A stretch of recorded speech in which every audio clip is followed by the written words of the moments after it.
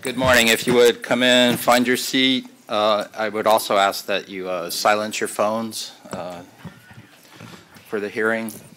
And also I'd like to call the regularly scheduled Planning Commission for March 14th, 2019 to order. We can't silence those phones. Should I answer it? Sure. Bob's Pizza. Bob's Pizza. Nice. All right.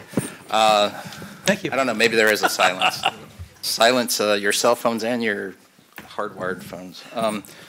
Like I said, I'd like to call the regularly scheduled Planning Commission for March 14, 2019 to order. If you would, please rise for the Pledge of Allegiance. Allegiance to the flag of the United States of America and to the republic for which it stands, one nation, under God, indivisible, with liberty and justice for all. All right, thank you. All right, first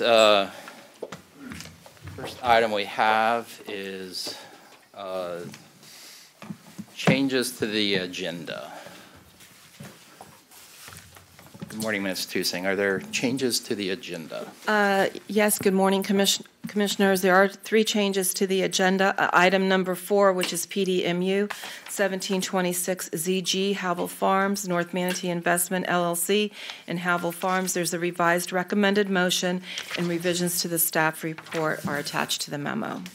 Very good, thank you. Item number 6 is PDR 1810P, which is Imperial Lakes. This is a revision to the staff report and strike through underlying format, and also additional public comment is attached. Item number 7 is PA 1810, Ordinance 1916, Northeast Quadrant. It's a comprehensive plan text amendment. There is a recommended motion and revision to the staff report. Although I am going to be revising that staff report language, it is not exactly correct in the meeting, and so when the item comes up, I will present that to the board. And that's all we have for revisions to the, or changes to the agenda. Thank you. Very good, thank you. All right, we also had meeting minutes from February 14th and the special Planning Commission meeting on February 28th. We have minutes for review and approval. What's the pleasure of the board? Has everybody had an opportunity? We approve, Mr. Chair. Okay, we have a motion for approval on both minutes. Any a second? Second. Is that, I'm sorry, who? Mr. Rutledge? Oh, Mr. Heap. Very good. I have a motion and a second. Any comments? Corrections? Okay, all those in favor say aye. Aye. Opposed, like sign. Chair votes aye. Motion passes 7-0. Thank you. Mr. Chair, if I may. I'm sorry. Yes. A procedural note on the quasi-judicial hearings. When you do 4 and 5, the Havel Farms and the Village of Amazon, I know they're very similar and so we're interrelated, but for procedural matters, we prefer to have separate public hearings. But if the applicant does a holistic overview on Havel Farms, includes both of them, they incorporate their testimony into number 5 rather than repeat it. Okay. So. All right. So just for clarification, the projects are separate applications. They're very similar. So the presentations are going to be very, very similar, but for protection of the process, we're going to hear them separately. But when it comes time to make the presentation for the second one, you can just say similar product. So. And Mr. Chair, yes, while I was thinking of it, and then just, although we're voting separately, which is held them separately, I want to know number 5, Villages of Amazon, Commissioner Roth has a voting conflict of interest. So at that, when we do 5, he has to abstain, and we'll be leaving the table. Even more reason to separate yes, the two. Okay. So very good. Thank you. All right. So we're going to move to the citizens' comment portion of the hearing. So this is the opportunity to speak on things that are not on today's agenda. When we come to items that are on today's agenda, you'll have another opportunity to speak. but this is specifically for things not on today's agenda. So is there anybody who wishes to come forward and make a comment, general comment, again, on things that are not on today's agenda? Okay, seeing no one come forward, we're going to close the public, the citizen comment portion of the hearing, and we're going to move on to the advertised public hearings. So many of the applications we have today are quasi-judicial, which means you have to be sworn to provide comment or testimony. So if you intend to speak today, please rise to be sworn in.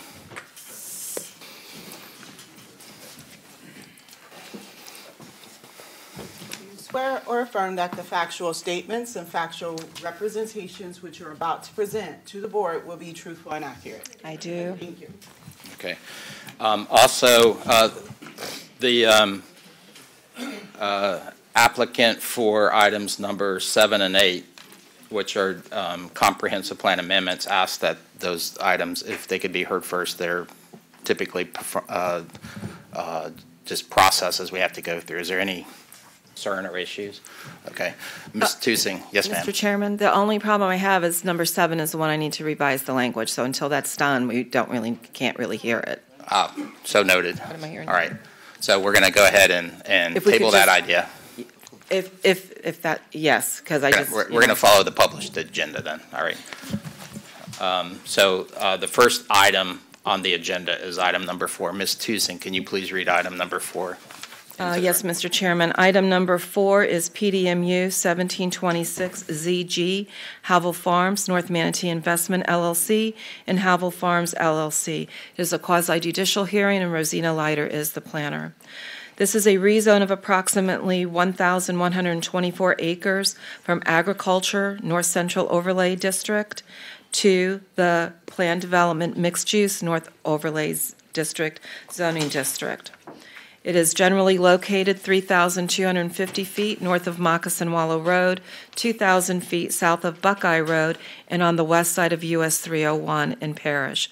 This is for the approval of a large project with a general development plan for 3,842 residential units, which consist of single-family detached, single-family semi-detached, single-family attached, and multifamily, and also consisting of 82,000 square feet of commercial space with a schedule of uses that was voluntarily proffered by the applicant and is attached as Exhibit B to the ordinance.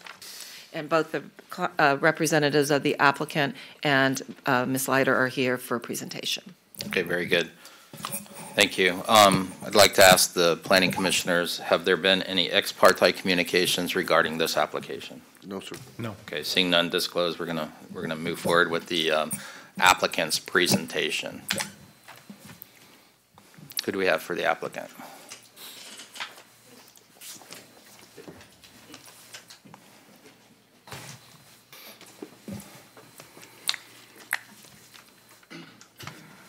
You just stepped out one second. Went to grab a smoke or something? Oh, it's legal now. It's Yeah. okay. Oh, Went- not that good. Went to buy a pie. Wanted to make a better entrance. Mr. Neal, you have 3 minutes remaining. You're so efficient, Mr. Chairman. The purpose of my being here today is to introduce Neal Land and Neighborhoods.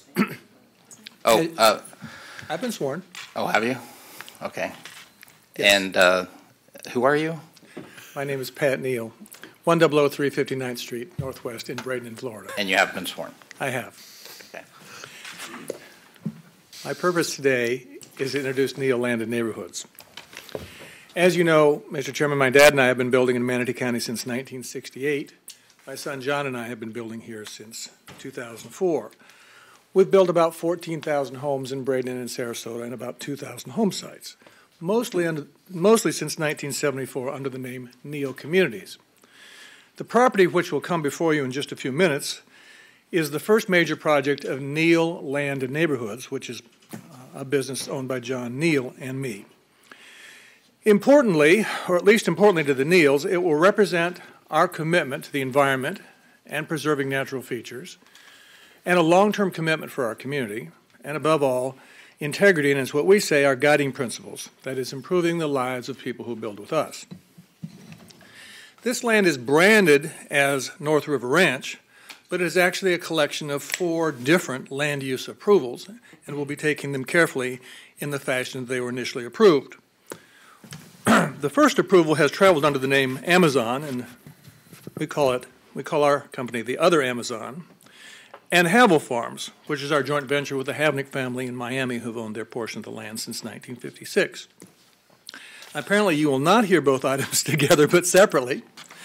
Thus, we ask that you take them up in the fashion as prescribed by your lawyer. We will first give you an overview of the project as a whole and then the individual components of each.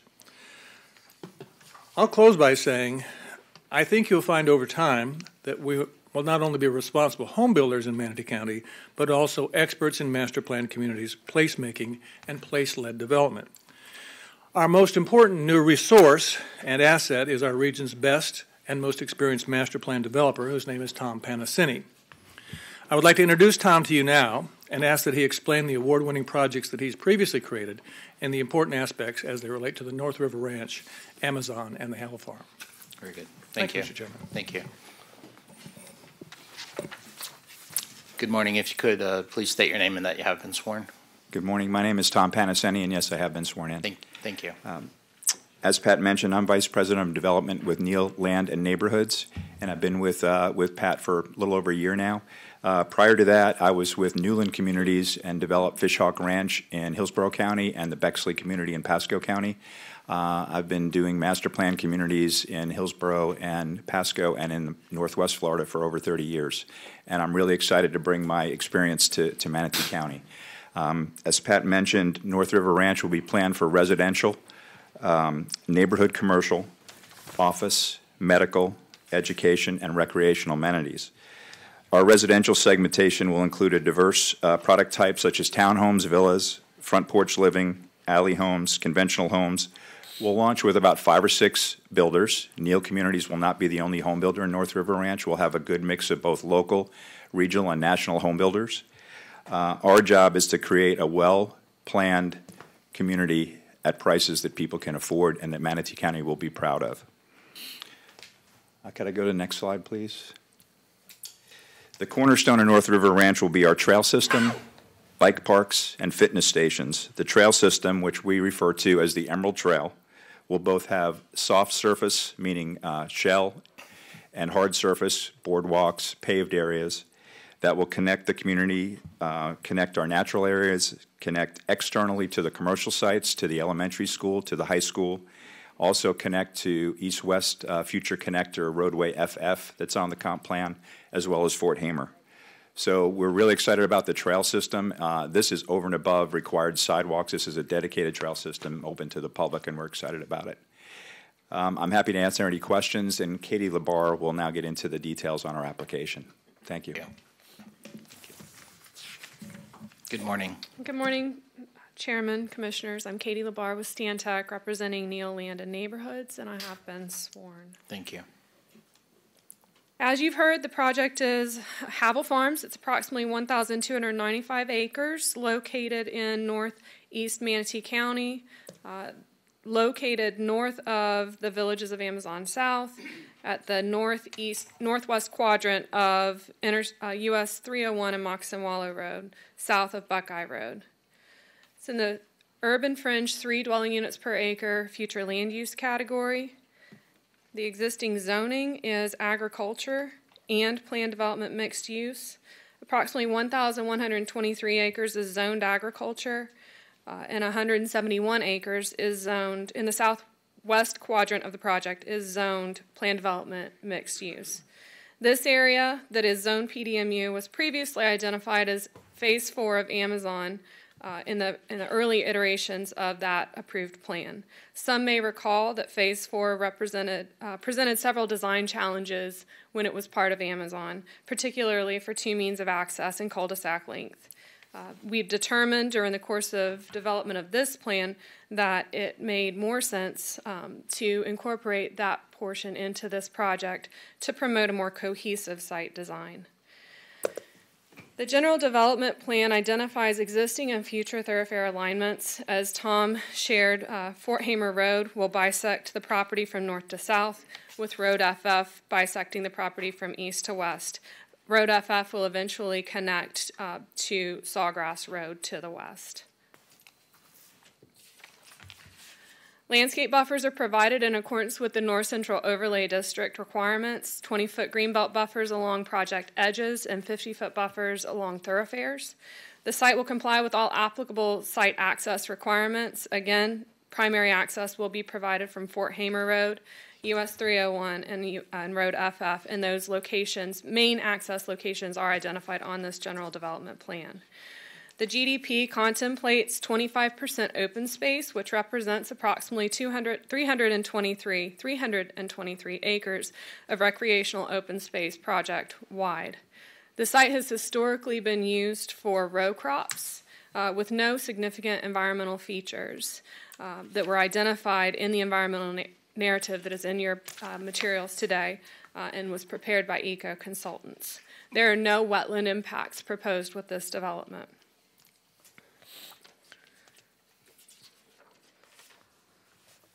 Some specific elements that we seek special consideration for today. The first is height. With this application, we request that residential and non-residential buildings exceed a maximum height of 35 feet. There was a height analysis that was prepared and presented to staff and that was reviewed, and renderings that were included in that request that represented multifamily buildings that provide architectural features and elements that buildings and Havel Farms may include. Staff recommended a condition of approval to address consistency with these elevations, and we are in agreement with staff's recommended stipulation. We also seek specific approval for two code provisions, the first of which is a North Central Overlay District requirement for a minimum 15-foot setback for pool cages and other accessory structures where adjacent to buffers. Again, we have a stipulation that we've proffered and negotiated with staff. It's included in your staff report, and we believe that placing the right vegetation in the right place mitigates the concerns related to trees being located closer to accessory structures. Finally, our last request for specific approval is a request for a reduction in front yard setbacks. We request, rather than 25 feet, which is what the code requires, we seek approval of a 23-foot front yard setback for front-loaded garages, 20-foot setback to the structure. The site design, we've got exhibits in the site plan that represent a 2-foot grass strip that would provide that effective 25-foot setback. It's a request that we've had many times come before this commission and the board, and it's been approved, and again, we seek approval for that. Again, just to ensure that there's consistency across several projects within the North River Ranch. We appreciate staff's diligence in the review of this project. I'm going to turn it over to Ed Vogler now to talk about some of the specific legal elements, and I'm available for questions if you may have any. Very good. Thank you. Good morning. My name is Ed Vogler. I have been sworn. Thank you. And I want to talk about the framework of what we're presenting to you today and other days in the future. Pat mentioned that we brand this project North River Ranch. It's going to be an incredible project. By the way, we have a nice one on the other side of town called Lakewood Ranch. And so this is something that we are proud of today and intend to be proud of throughout its life cycle. But there are 4 individual projects that make up the branded portion of North River Ranch, and each of those projects will be approved and will stand on their own. Today, we're going to look at 2 of those. Havel Farms is the public hearing we're in now, and Amazon is going to be the next matter that you hear through public hearing. The Amazon is really a very simple amendment to an existing project. We have a CLOS issued. We have a local development agreement issued. It's basically a simple amendment. We'll talk about that separately, of course, in public hearing. We are bringing forward lots and plats right now in Amazon. And each one of those is going through a school concurrency review. And that's the process that we have to make sure that the school capacity exists under criteria that exist today. And that's how we are pursuing that. Now, as to Havel, as you've heard, it's a new project. We have a local development agreement application pending. And if the board approves the project and we proceed, then we will complete the negotiations on the LDA. And those primarily concern the extension of sewer mains and capacities, and also the transportation planning and the transportation network. And so, of course, you can imagine that's a very detailed agreement. We have an approved transportation study that will guide the negotiations of that document. And at the end of that process, we will be requesting a long-term certificate of level of service compliance for sewer and for transportation matters. And one must understand that this is a good business strategy pursued by Neal Land Ventures because this is going to be a longer-term project. And we don't have DRI anymore. So this is a large project with a general development plan and an LDA to be planned. Every project, as you go through the DRC and the review process, has some issues, and we have one. And I just want to touch on it briefly a little bit. We've been working with our friends at the school district to make sure that they were comfortable with the process that exists for analyzing schools.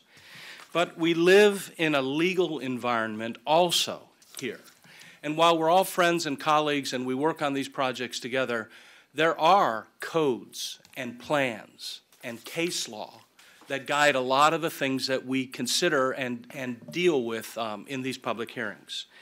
And one of those things deals with exactions and whether or not Manatee County can require us to contribute a school site or to do something along those lines. And we're very agreeable to working with the school district, but there are legal limitations, and we have to abide by those. And the county attorney's office has issued their opinion, and we understand it. And so I think you'll be hearing from the school district that they have some concerns about essentially not our project, but essentially about the overall school district county relationship as it relates to school planning. And I want to just leave the board with two more thoughts on that subject matter. One, the county and the school district have an interlocal agreement that exists between them that describes how a private developer can go forward and seek an agreement in a tri-party understanding where we negotiate things like the location of the school, the infrastructure that is needed to support the school, and other elements of joint cooperation and design. Also, school impact fee credits are an important part of that. So when the developer advances money, he's usually entitled to some level of credit for those. But in the end, this is just viewed as premature at this time because this is a GDP and we cannot satisfy concurrency today. As it relates to school demand, the final point would be this. We have a comprehensive plan that identifies, land uses, UF3, Res 3, Res 9, all over the county. And you come forward with a GDP and you get your density approved for your project and your roadway alignments thought out in a general way. This is premature to do schools. We have no idea when and how and what type of product is going to be built here. And so therefore, we have to follow the law. And I'm understanding that the school district, we know them, we know their process, we know what their goals are, and we support them 100%. But we're caught in a little bit of a vortex, and I wanted you to understand that in advance of further comment. Very good, thank you. And we'll probably have an extended conversation a little bit later in the hearing. So. Commissioners, my name is John Neal. I have been sworn.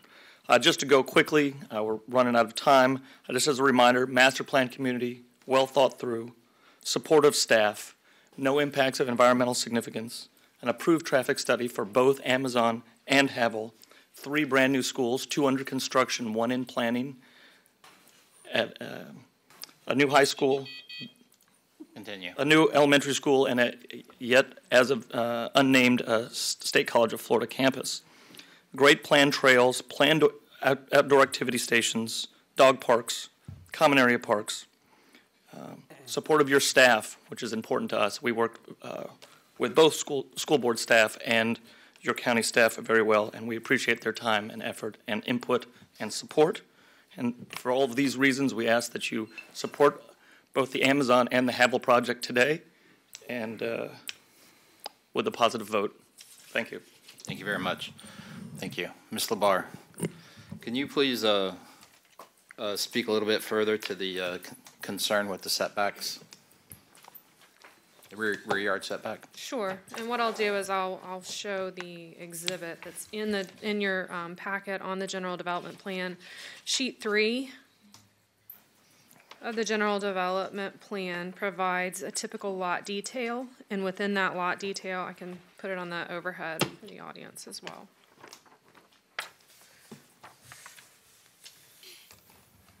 You can zoom into this corner right here. And so, as I said, I mean, it's pretty standard. It's been approved with several projects.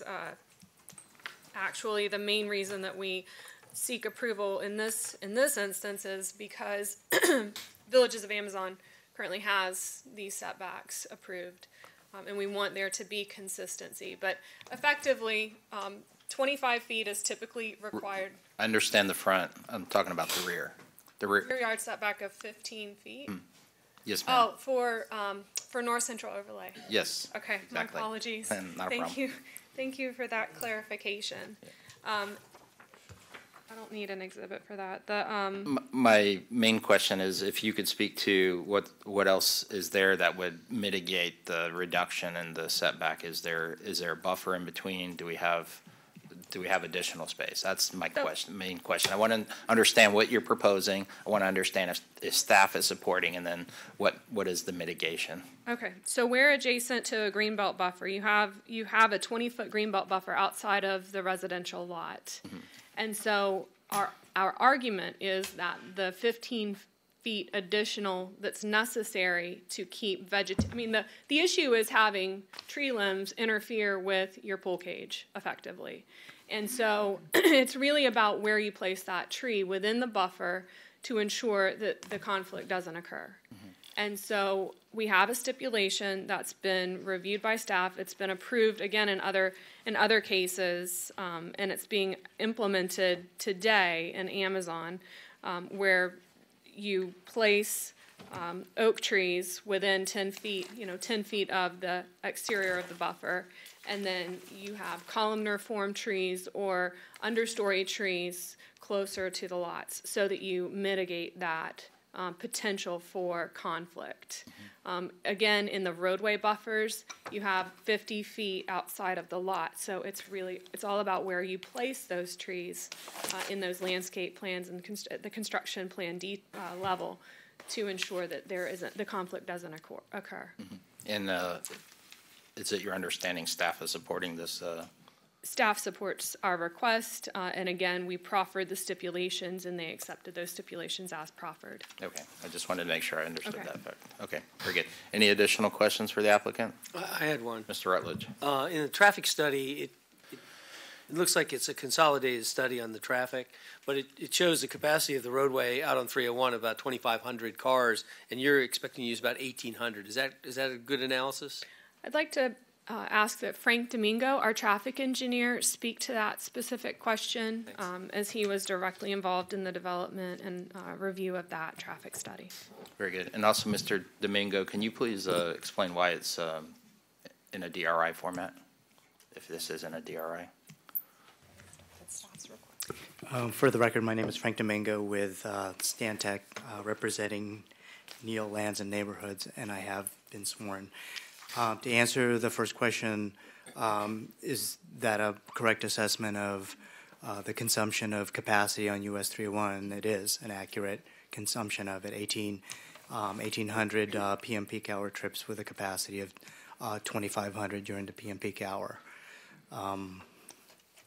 Pretty straightforward. We still meet. Based on the fact that we're told we don't have any idea what's going to go there. what did you use as a basis? In other words, that's kind of my confusion. You've come up with a very specific analysis. It's clear it's 1,800, and we just heard that we don't know what's going to go there. So what did you use? We know how many dwelling units we were proposing, and that's clearly stated in the application of 3,842 dwelling units, which is allowed under the zoning. That is what our assumption was. We also included a couple of other uses, non-residential and potentially a school could all be captured in there. We make general assumptions as to what may be that is allowed under the zoning. We make those assumptions and we include those in the analysis. So the reason that I kind of get this, I'm not a residential guy, I don't know much about it, I live in a home, but you got 1 million square feet of commercial teed up for this, and you got 1,800 trips that meet peak performance. I might argue, and I'm not arguing, of course, but it would seem to me the 1 million square feet would use 1,800 trips at peak time, not residential. No?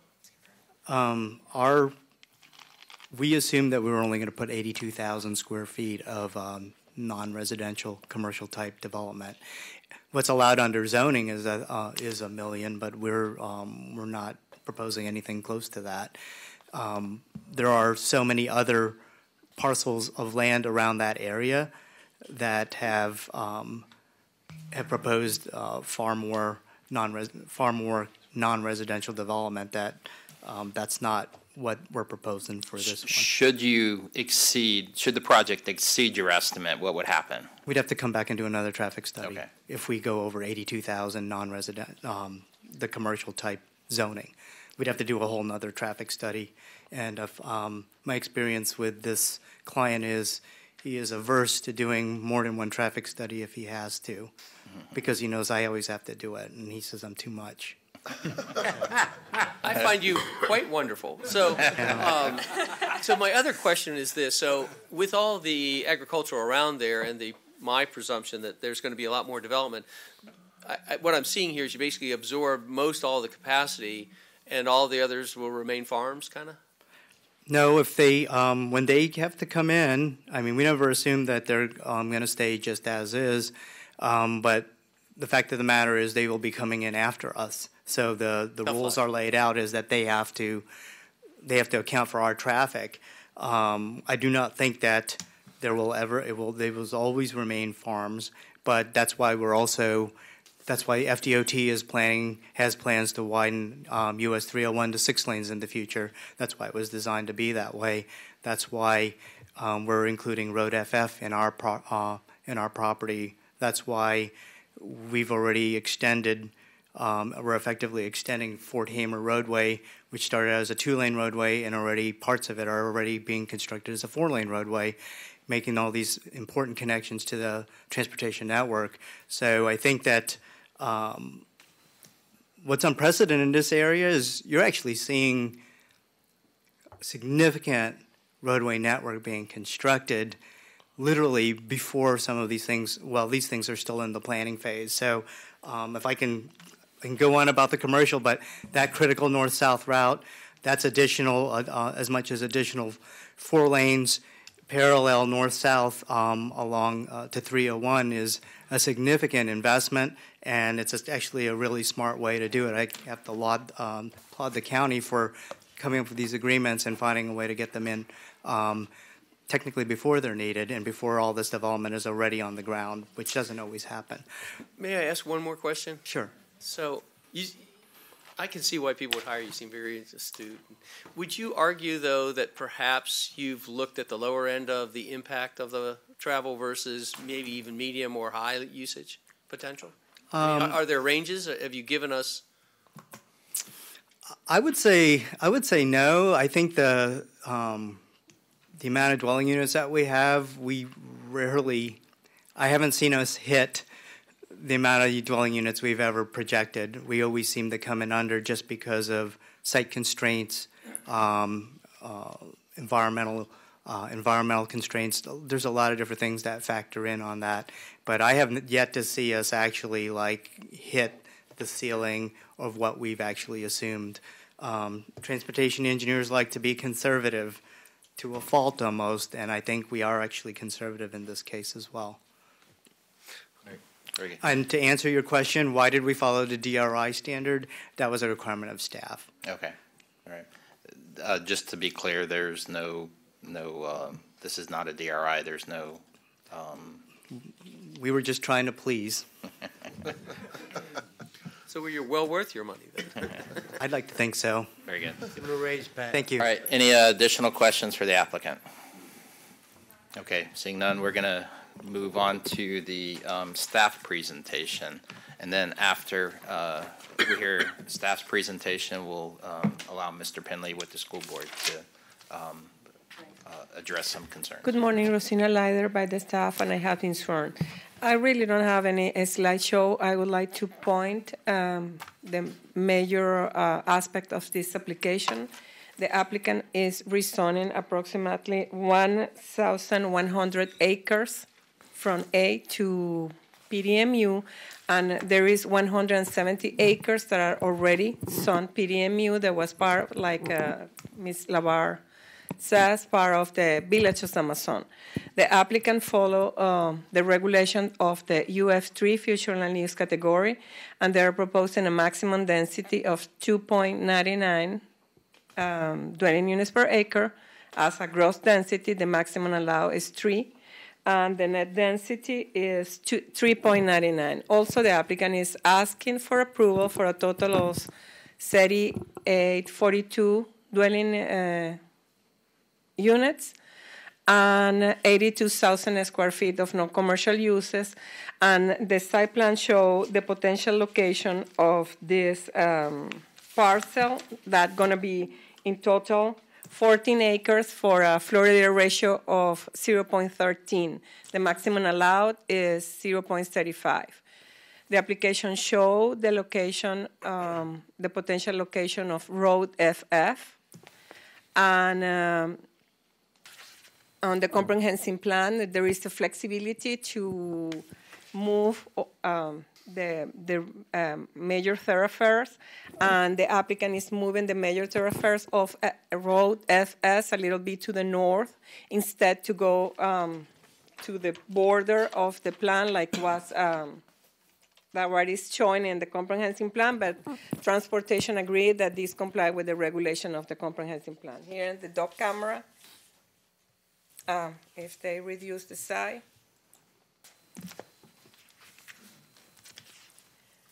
Okay, okay, perfect. This is the area that is already zoned PDMU, and the rest going to be zoned from A to PDMU, and these are the 3 potential locations for the commercial parcel. Staff include a stipulation that says at time of preliminary site plan, final site plan, the location that they're going to pick has to comply with the regulation for the North Central overlay. Also, staff insert a stipulation related to the compliance with all the regulation of the North Central overlay and all the regulation of the Land Development Code, because we don't have a lot of detail in the plan. And the applicant asked for findings to allow 45 feet in high and include elevations. Staff agree with the findings, and no wetland impacts are proposed.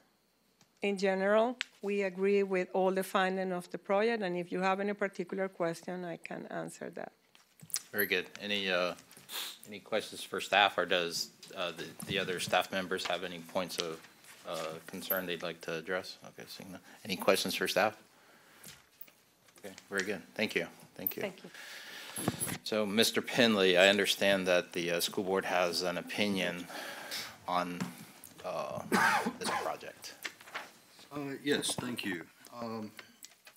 Let me start out by saying that Mr. Vogler, he stated earlier that there is law that, case law that creates precedent here that the county attorney was concerned about, and I think those are probably the Nolan, Dolan, and Koontz cases, and I understand the concern. Those cases all focus on exactions. that need to be proportionate to the impact of the development. And in this case, what I want to show you is that we're requesting a school site. The developer is agreeing with that, and it is proportionate.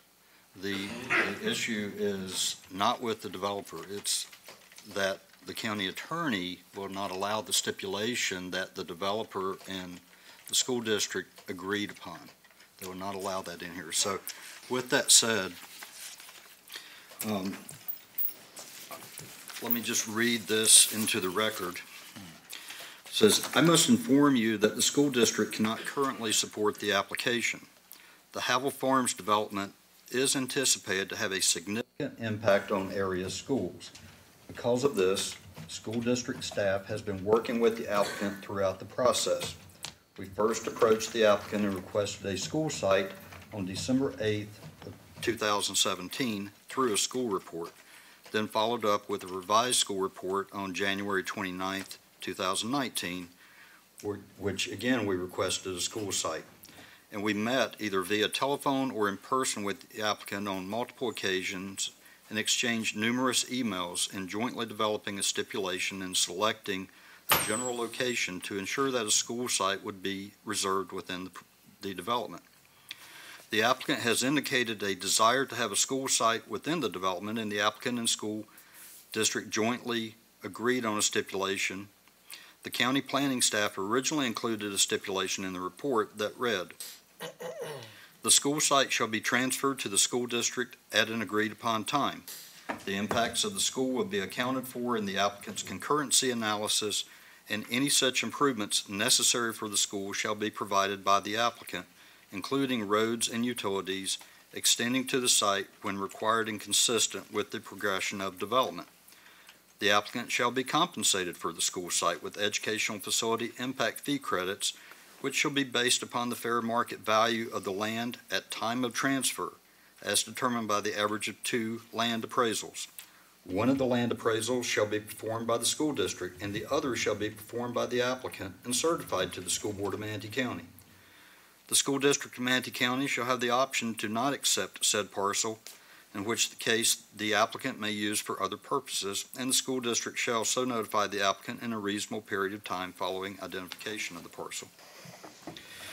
On February 20th of 2019, planning staff, the applicant, and the school district were informed that the CAO does not support any school site condition in the development approval because, according to the CAO,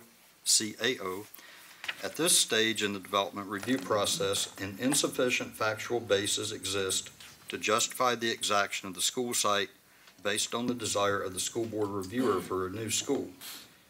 Based on this comment, the school district submitted additional information to provide that factual foundation.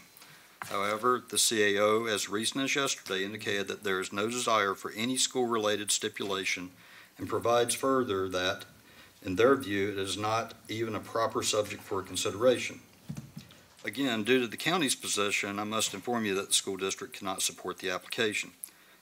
And again, it's not due to the applicant, who has attempted to work with the school district and has repeatedly expressed a desire to continue working towards reaching agreement on a school site.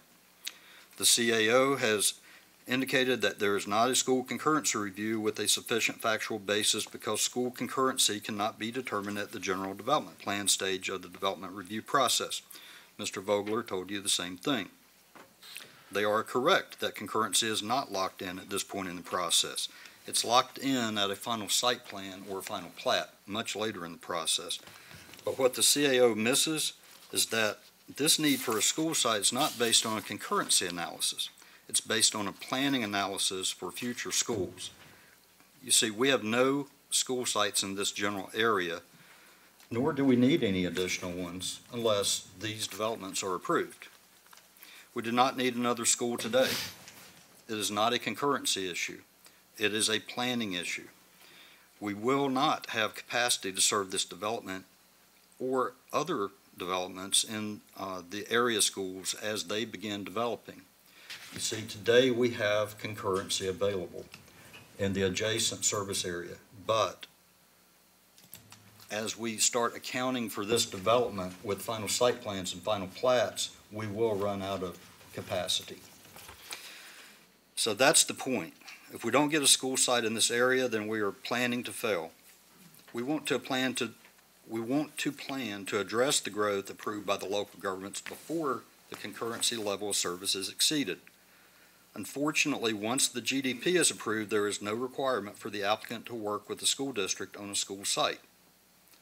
The school district uses the school concurrency management system to determine when and where schools need to be built in order to not exceed the level of service.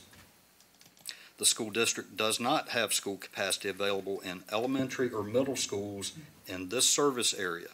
We do have capacity available in the adjacent service area.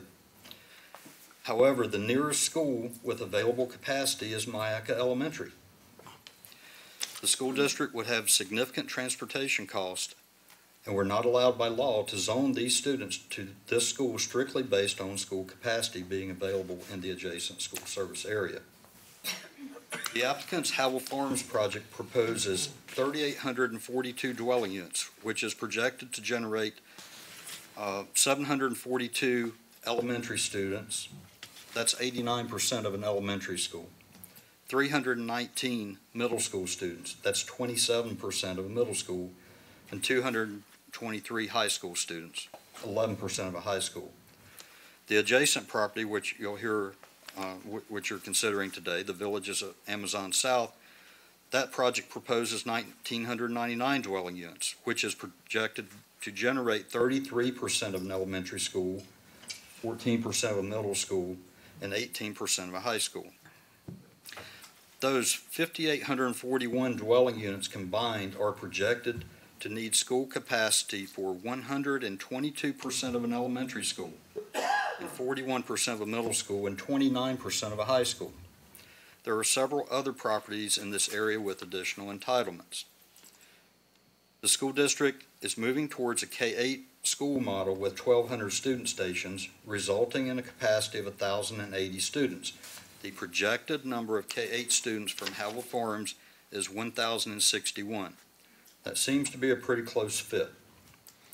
Finally, I'll reference Comp Plan Policy 11.1.7.4, which says, maintain cooperation with the school board in its efforts to provide the revenues and sites necessary to accommodate the county's educational infrastructure needs. So I'll leave it up to the Planning Commission and the County Commission on whether or not you want to approve a development, knowing that there'll be future issues with school siting and with school concurrency. And I will also tell you, we received a notice yesterday that there is another development that is seeking approval north of these two, and it will have 2,162 dwellings in it. So we're not even including that in our analysis. Again, it's not a concurrency issue. It will result in a concurrency issue at some point in the future if we don't have a school site. But our intent is not to go build a school right now. But we need the site reserved so that we can plan for that in the future. Very good, thank you. And has the attorney for the school board provided an opinion as to this being an exaction or not being an exaction? I think the attorney's here. I don't know if he wants to speak or not. Yeah. That may be helpful. I don't know if we're going to resolve this today, but I think it's going to be very helpful to have a discussion so everybody's can get the information on the record. Good morning. Mr. Chairman, good morning, Commissioners. My name is Jim Dye. I'm an attorney with Dye Harrison, and I do advise the school board. First of all, I have not been sworn, but I wasn't planning to give factual testimony. I was just here in a standby position. Yeah. I think that would be helpful. So again, if there's anybody else in the audience who wishes to speak later in the hearing on this application or another application, please rise to be sworn in if you haven't already been sworn. Do you swear or affirm that the factual statements and factual representations which are about to present to the Planning Commission will be truthful and accurate? I do. Thank you. Very good. Mr. Chairman, to go right to your question, I've not provided a legal opinion as to whether this is an exaction. This has come up very quickly, this issue, and there's been a lot of discussion, emailing, telephoning, negotiation, trying to come to a resolution. So some of the more foundational work did not get done. I would say off the top of my head, it's very close to an exaction. The term exaction classically is a highwayman saying your money or your life, you know, but land use has kind of picked up the term exaction to say it's a donation of land or some other kind of attribute related to a project to mitigate some kind of impact of the project. It's I think closely related to an impact fee analysis. Is closely related to a concurrency analysis, but I think if it makes a difference, I'd say it's more like an exaction than not. If that helps your discussions. I don't know that it will, but but thank good you. answer. Yeah, thank you for your opinion.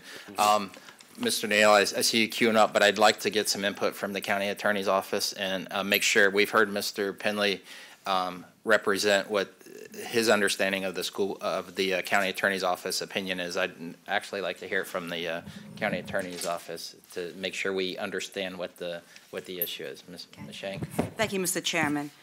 Yes, the county attorney reviewed the request for legal services on an expedited basis at the request of staff and gave comments on February 20th, 2019, March 7th, and March 13, 2019, consistent with what I'm going to say today.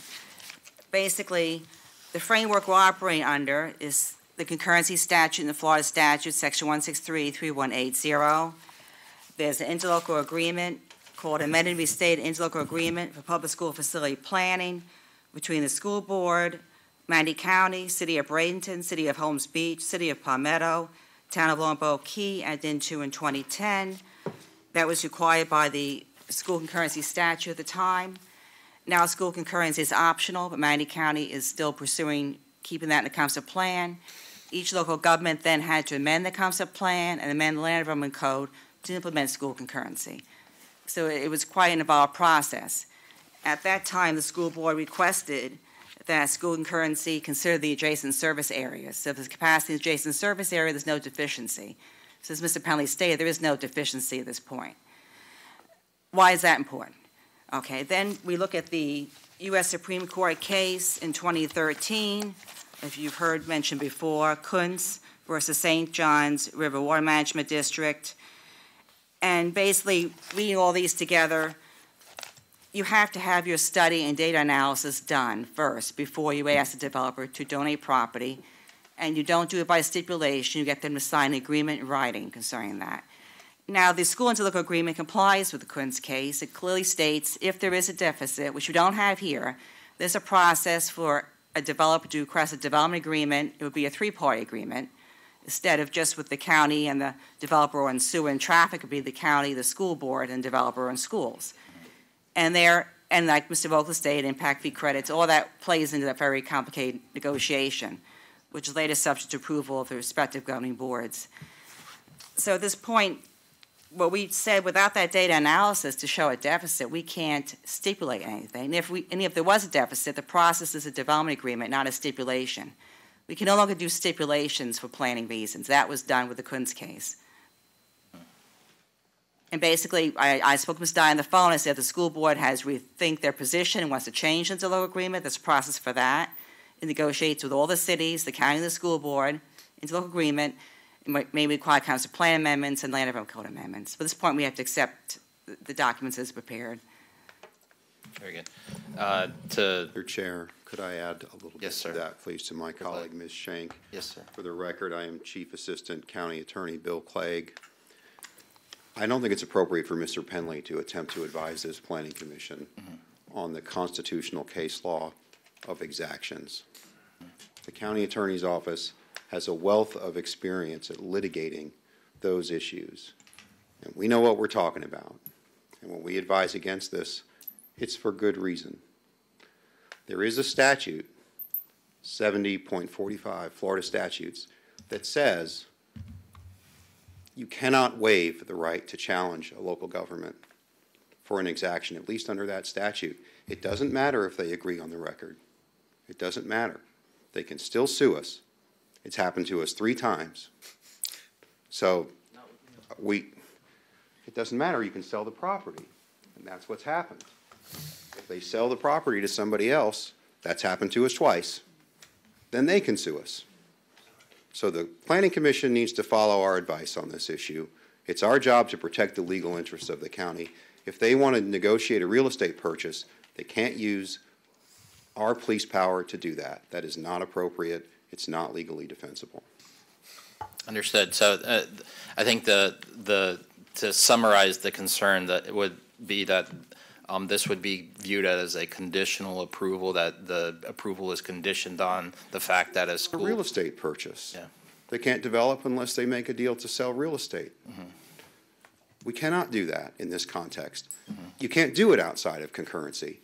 If there is a concurrency failure, then you have the right to do it, but only to the extent of their proportionate responsibility. Outside of concurrency, there's no right to do it under our police power. It has to be done as an arm's length transaction. It is that simple. It's a black and white issue.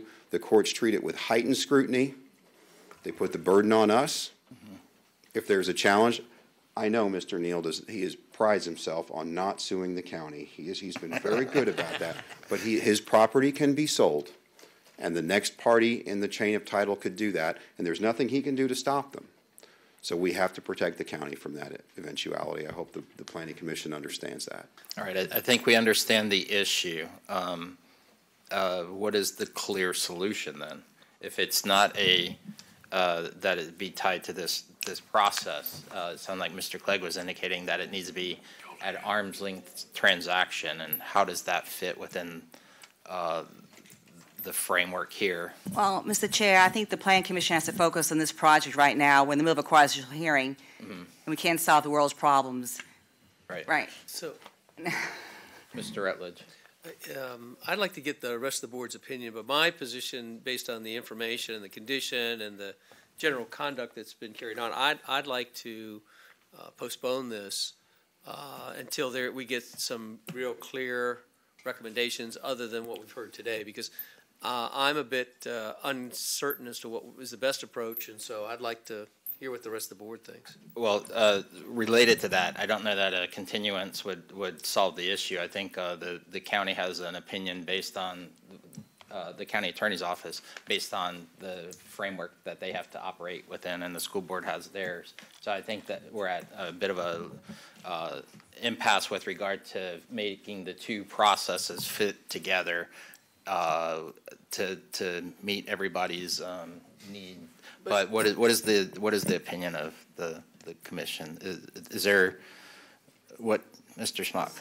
I mean, we have a chicken and the egg situation where we can't set the property aside until the property's been approved, and you can't approve the property until the set aside's been made. What stipulations or what prevents the Neal communities from just setting aside the land currently, not giving it to the school board, but designating it as future use and encompassing land use as being potential school, but not exclusively potential school? They're not giving it to them, but it's designated as, we all know it's going to be a school, and moving forward. And then once it comes through compliance, and then they're forced to give up that land, then they don't have to go back through the whole plans review and do setbacks and workarounds to work around land they knew they're going to have to give. And that was kind of my thinking, is that if they had time to figure this out, these are pretty smart guys. Most everybody's pretty smart guys. But I would say that my thought was they could figure out some way. What's the need in acreage? 100 acres? I mean, is that what you're at? 40. 40? And it could be less. So, in my humble opinion, I think the Neal family and their expert advisors could figure out how to overcome this solution to get this project underway, because I think most of the rest of it's, the traffic issues are always the traffic issues, but I would think they could figure it out if we gave them time. That's my opinion. So maybe I'm wrong, but that's... Well, again, that kind of goes to the representation that this is a conditional approval, that you're exacting something if you're negotiating outside the framework. So I think we have to view the application as it is and allow that, again, at an arm's length a transaction there. But that's, Mr. Head. I just have a question for clarity. My understanding is that they would have to either pay impact fees and or donate the land in replacement of the impact fees. Is that not correct? Mr. Chair, yes. the interlocal agreement sets forth a number of options, and it's the discretion of the Board of County Commissioners and the applicant and the school board to negotiate what that full and proportionate fair share would be. May or may not be the donation of the land. That's why, and that's the decision the County Commission makes, not this Plan Commission. So that's why I was concerned about the stipulation being so specific about donation of land. That may not, the form may be different than that. That's kind of the point I was trying to get to, is basically, I mean, they're going to be contributing one way or another, you know, and if there's another development coming in behind this that's, 2,000 more rooftops, who's to say they shouldn't be donating the land or whatever. But if there's some, payment, whether it's impact fee or land, it's going to happen. Right. So I don't see why it should hold up the project. Right, and I think to your point that almost 4,000 dwelling units associated with this property are going to have an impact to the system, and there is going to be a cost associated, either impact fees or whatever is worked out in an agreement. So, but I think the issue is the trying to solve that constraint or that future concurrency issue during this hearing, tying it to this zoning approval. So that's where I think everybody agrees that there's a solution. It's just we need to make sure that the solution's defendable and appropriate. Ms. Schenk, a question for you. Is it, I don't know if the proper word, allowable that the school board and the developer enter into an agreement separate and apart from? Yes, that was stated in my memo, that any private agreement they enter into for transferring real estate, I mean, that's up to them. Mm-hmm. And would that be problematic if those statements were made during this public hearing? No, that's a private agreement. It's a private matter. Mm-hmm. So. Okay, all right. And Mr. Penley, do you feel that this issue has to be tied to the zoning, or just have an acknowledgement of agreement from the developer? Mr. Chairman, the developer has repeatedly acknowledged that they desire to work with the Zona School. Mm-hmm. So, and I trust that that is true. Mm-hmm. But just as was mentioned by Mr. Clegg, they could sell the project tomorrow mm-hmm. to a different developer, and the GDP is the only shot we've got to make sure that we get a school site. So, in my opinion, it needs to be tied to it. That's my opinion. Right, and I understand the school board's intent is to plan for the future. One of the things we see with this project that you don't normally see is they're planning ahead for roadways. Typically, roads aren't constructed until the network's broke, and I appreciate that there's master planning gone into this, but with the scenario of the applicant selling the property, and that essentially pushes the burden on the other folks that may come in with applications. If school concurrency is reached, or capacity, is reached, building permits stop. Is that correct? Not necessarily. I know there's a framework to move boundaries and. Well, that's one possibility, but there's always the possibility for proportionate share mitigation, mm-hmm. which could be dedication of land, it could be building a school. It comes in a number of different forms. Right. That's part of our interlocal agreement. But we've worked diligently to avoid proportionate share mitigation. Mm-hmm. And part of the concern of this area is that there's just not much available land. Between the three developments I just mentioned, they go from Buckeye all the way down to Moxonweller Road. So if you put a school in the middle of this area, it cuts down on the school district cost for transportation, and it serves those particular developments. So I know that's a long answer to your question, but it wouldn't necessarily stop building permits. There are other mechanisms to accommodate that. Mr. Chair, basically concurrency is a pay and go. Yeah. They have to compensate in some form for their impacts, and development goes forward. Right. And understood, what we're trying to do doesn't really fit in the framework. It is good planning, but it's not necessarily the typical that we see with regard to concurrency. So, are there any other questions for the County Attorney's Office or Mr. Penley or the County School Board's attorney before we hear from the applicant? Can we ask our counsel, based on the information you've heard, is the opportunity for the school board and the submitter to meet and consider some of the things that have been discussed at their option? It sounds like they've already done that. Yes, I think that's something the applicant has to address. But right, and that's what I was going to ask Mr. Neal to step forward and. Very good. So we'd like to hear from the applicant, your thoughts on this, and if you have a creative solution for this quandary we're in. We do. Once again, Pat Neal. Our council described this as a vortex that we were being pulled into. You recognize, Mr. Chairman, that we want a school there. This will be a family life community.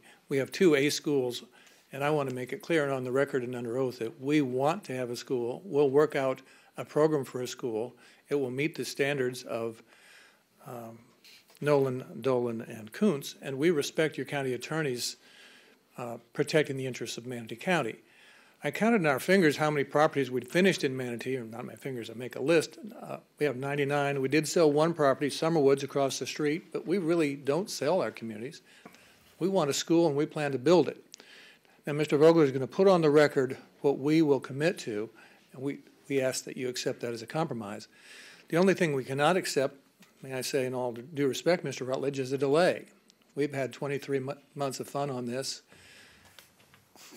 My consultants don't like me to call out what their fees are. But we spent about $1,900,000 in these approvals, including engineering. So, and we've been cooperative with both public agencies all along. We have customers waiting for this property. We have commitments we've made. We have sales to national and public builders, and we need to move forward today. And to be clear, the statement Mr. Vogler is going to proffer, is that to the school board? Whatever he says, we're going to back up. I don't know what he's going to say. Okay, all right. Hi, Ed Vogler. We cannot absorb a delay for the reasons mentioned. And we understand that sentiment, but it won't change a thing. It will not change a thing. You cannot have an exaction like this that forms itself into a stipulation.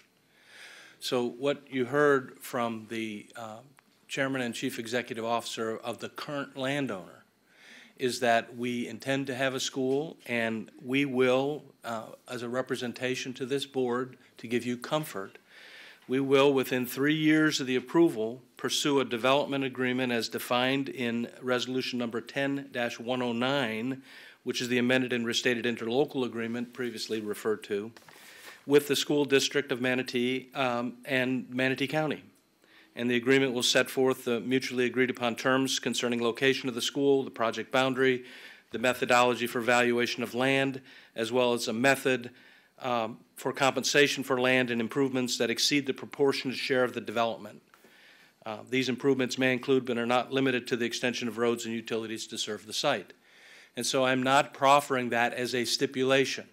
I'm proffering that as a comfort to the public, to the process, to our friends at the school district, and to you, so that we can act on this and go forward. It's a good project, and this issue notwithstanding, the only completing comment, I don't think I said it the way I wanted to say it, and I want to say it again. We have a comprehensive plan that outlines density all across the county. And if the homes are built there, there will need to be a lot more schools. And the point is, we just said we're going to come forward within 3 years. That's just a number. We've got, if this project is a 15 to 20 year life cycle project, we've got a lot of challenges and a lot of things to do. And the final thing I'd say, with all respect to my friend Mike Penley of many years, he said that there is no requirement for the applicant to work with the school district on a school site.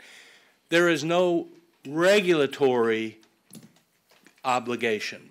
But I want you to think this through for a second. Here we have some of the finest master planners in this area, at least, and we are going to be working with regional, national, and local home builders that want to build homes. You do not receive a building permit until you have satisfied school concurrency, by and large. Satisfied by building a school, by contributing proportionate share contributions, by all these other strategies that both Mr. Penley and the county attorney's office has mentioned today.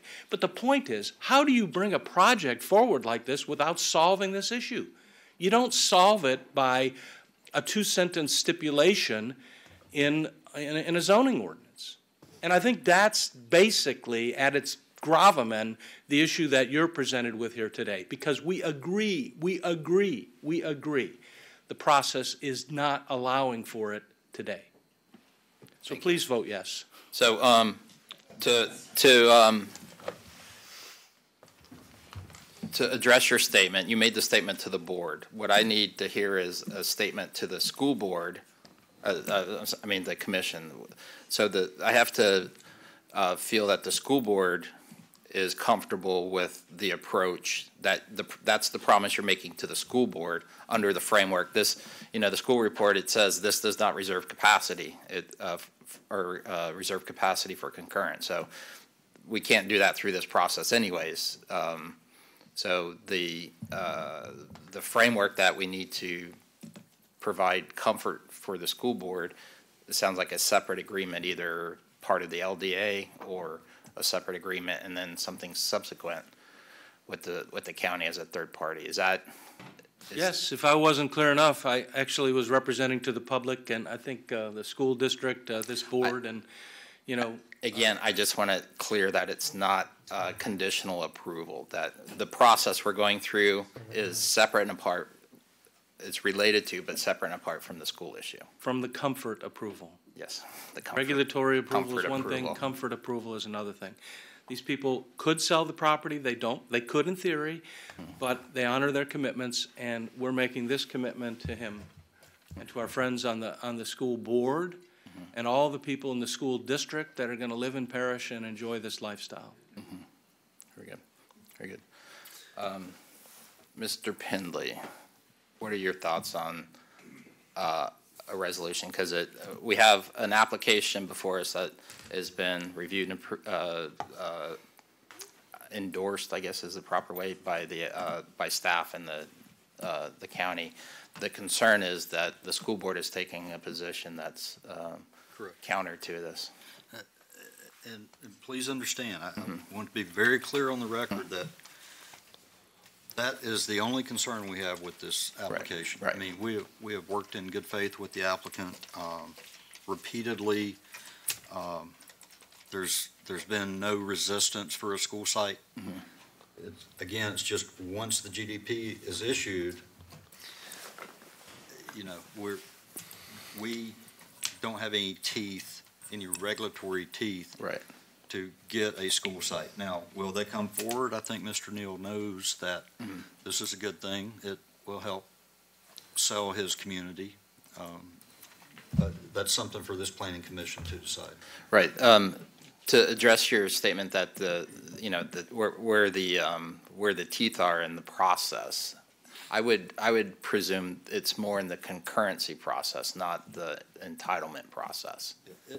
The problem is, and I think one of the commissioners, I can't remember who it was, said it's a chicken or egg issue, and that is that is the problem. Is that we all agree that the school is needed. It's just the regulatory mechanism to get the school site will not allow that, according to the county attorney. Okay? So it's very frustrating that when both parties want this, and I don't think the county opposes it either. They oppose it from a regulatory standpoint. It's very frustrating not to be able to achieve that at this time. So, Understood. And I think, I believe all parties do agree that in the future, a school site will be needed, especially if this project happens. If for whatever reason it never happens, then I don't think the school board's going to build a school with no students. we don't build schools and hope they will come. Right. Mr. Rutledge. I happen to have some knowledge of the Newland Group and some of these others that are these big planned developments. And Mr. Neal, please don't take it offensive that I ask these questions. But the truth is, candidly, if you try and sell 3,000 homes without having some kind of quality schools up there, your economic model is going to start to fall apart. I mean, because the people that can move in there without good schools within the district, it doesn't really happen. So I have full confidence in the economic prowess of America, and that is you'll want to put a school there because it'll help sell homes. Is that a reasonable expectation from your experiences? Be careful, we have to go to the podium. On the record, please. I'm Pat Neal. Thanks for the compliment. Of course, Mr. Penasini ran the Newland Group and now works for Neal Land and Neighborhoods. And the answer to your question is undoubtedly a yes. We need to have the schools, we want the schools, and they're required to build and sell the property for any family life community. And I think these calculations argue for the density of housing that you want to, the housing stock that you want to put there, you're going to have a broad spectrum of needs from elementary to high school and all those things. I think Lakewood Ranch has given us a good model that that's a huge benefit, and this could rival that in quality and presentation. So I have high confidence in the economy and the way business is done, and I can't imagine that you would hurt yourself in that way. So even though I complain and moan, it's good to hear that you're supportive of this and you have a fairly good perspective.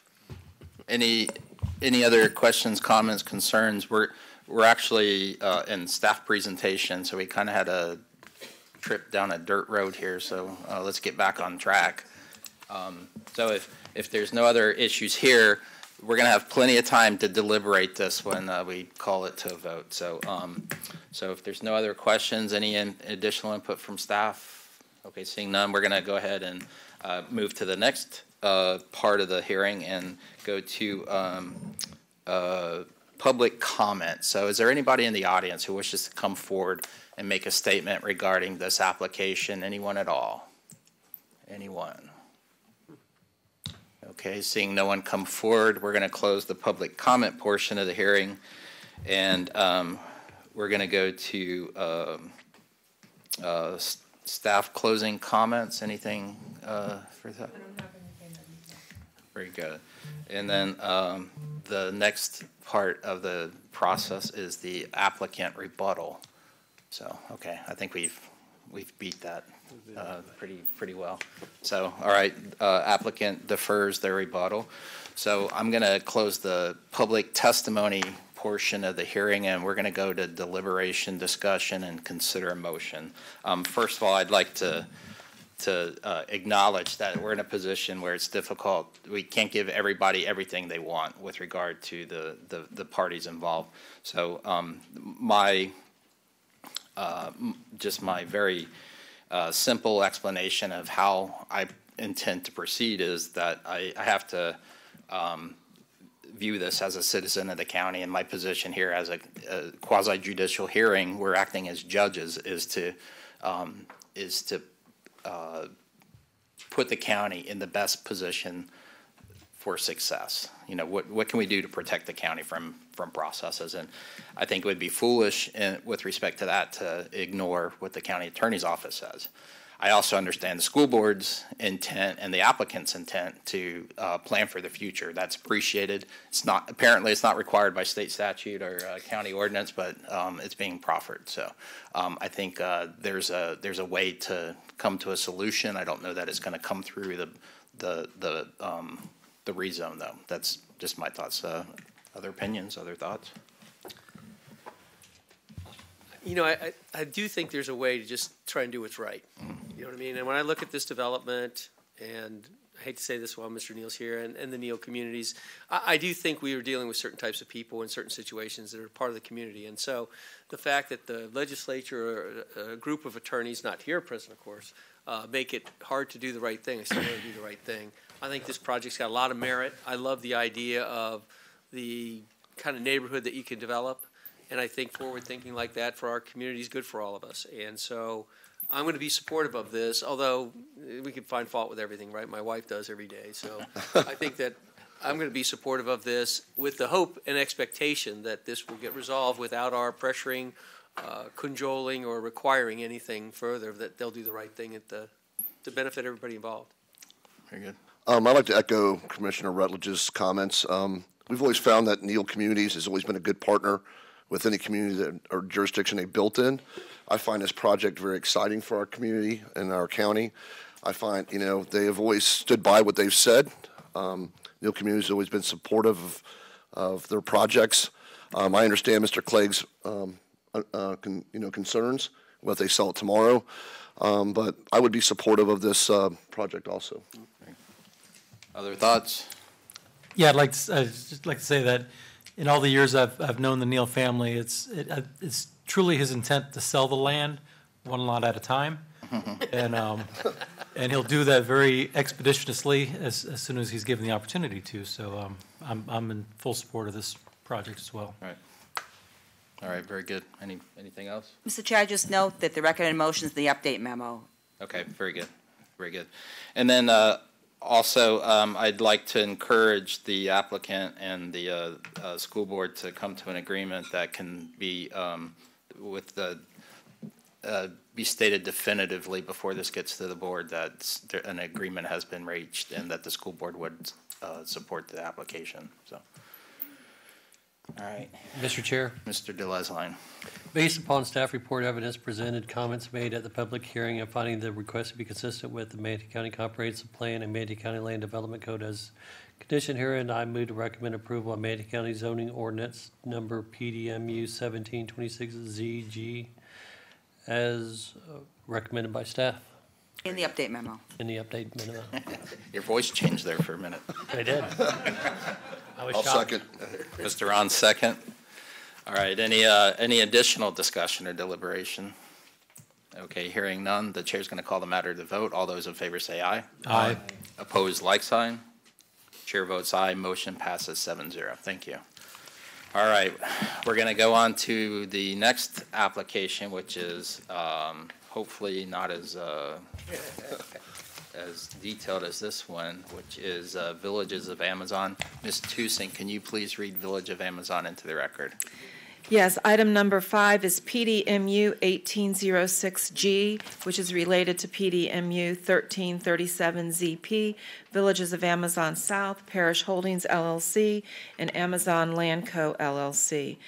This is a large project general development plan for 1,999 single-family detached, single-family semi-detached, single-family attached, and multifamily residential units, as well as 40,000 square feet of commercial and 20,000 square feet of office. This project is located at the northwest of the intersection of Moccasin Wallow Road and US 301 at 12420 US 301 North, Parish. There's also a schedule of uses that was voluntarily proffered by the applicant and is attached as Exhibit B to the ordinance.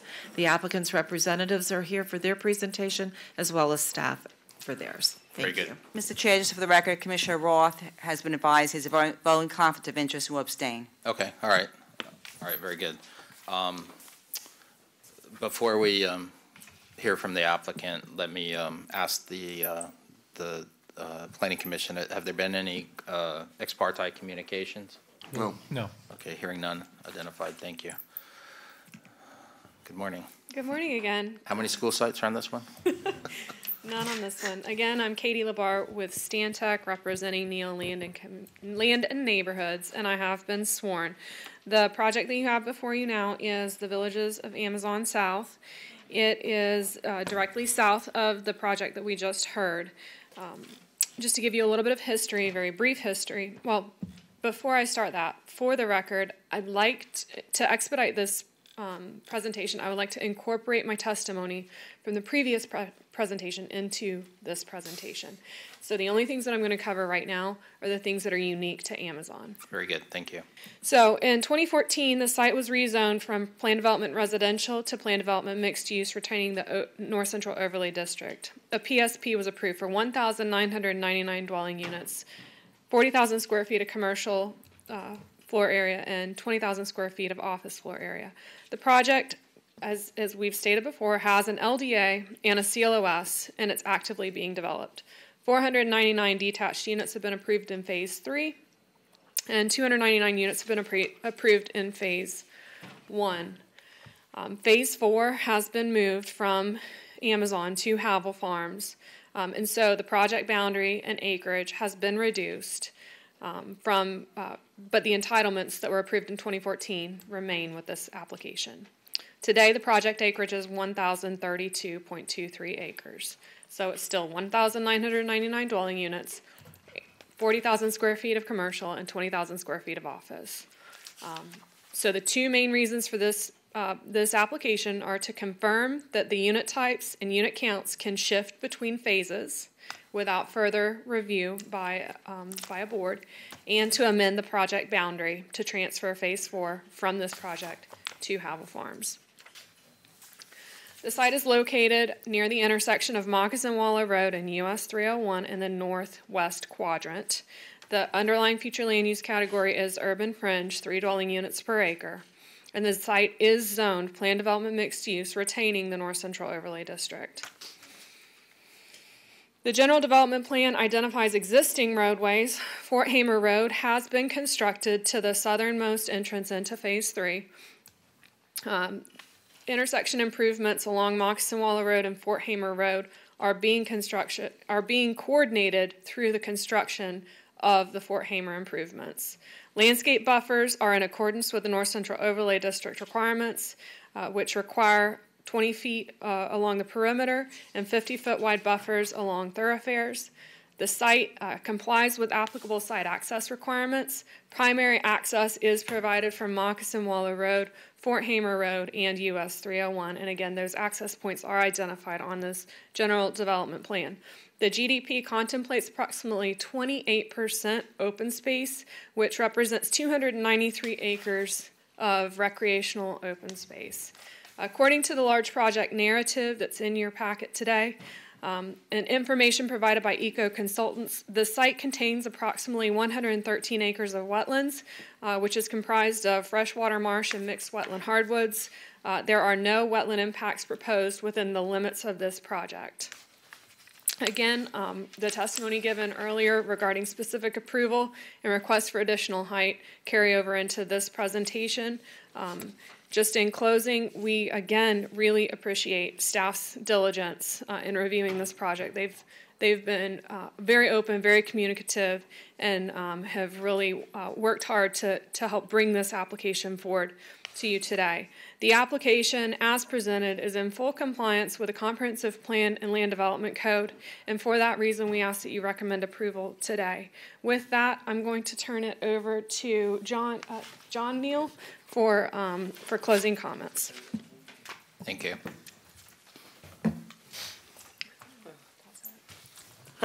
Notwithstanding John Neal, I have been sworn for the record. Notwithstanding the great discussion we just had, really I have all the same things to say. This is a great project. It's well thought through. We have all the same elements of the previous presentation in this presentation, and we hope that you vote for it and send us forward, and we're looking forward to showing you what we can do. Thank you very much. Very good. Any questions for the applicant?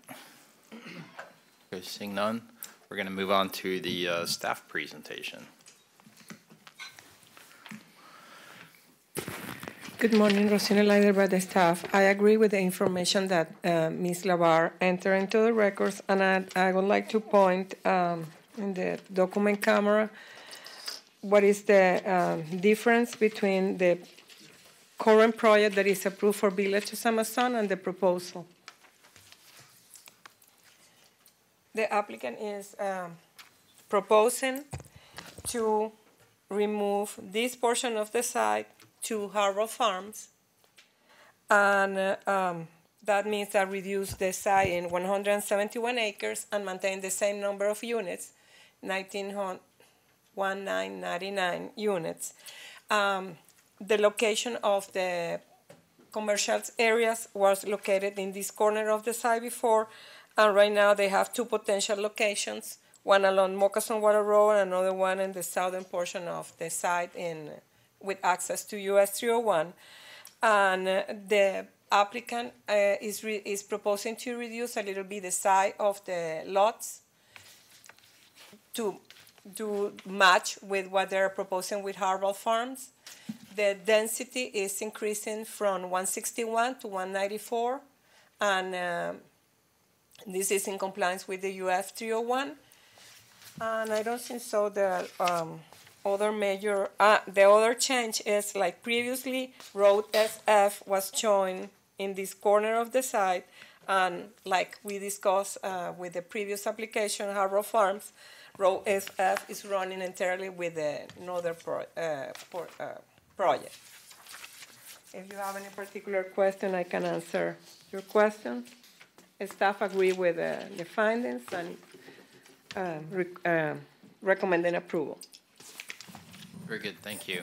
Anything else from other staff members? Okay. Yeah. Any questions for the staff? Okay, thank you. All right, thank you very much. We're going to move on to the public comment portion of the hearing. So, again, is there anybody in the audience who would like to come forward and speak on the application for Villages of Amazon? Anybody at all? Seeing no one come forward, we're going to close the public comment portion of the hearing, and we're going to go to staff closing comments.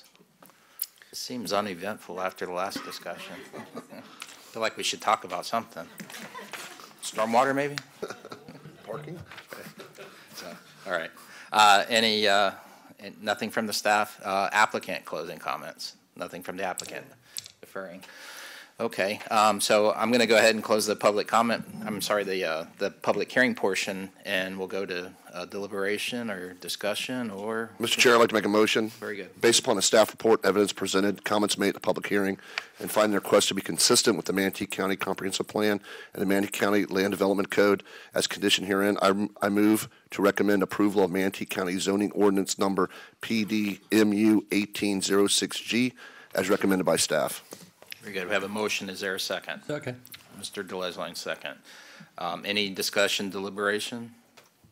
Seeing none, the chair is going to call the matter to vote. All those in favor say aye. Aye. Opposed, like sign. Chair votes aye. Motion passes 6-0 with Mr. Roth being away.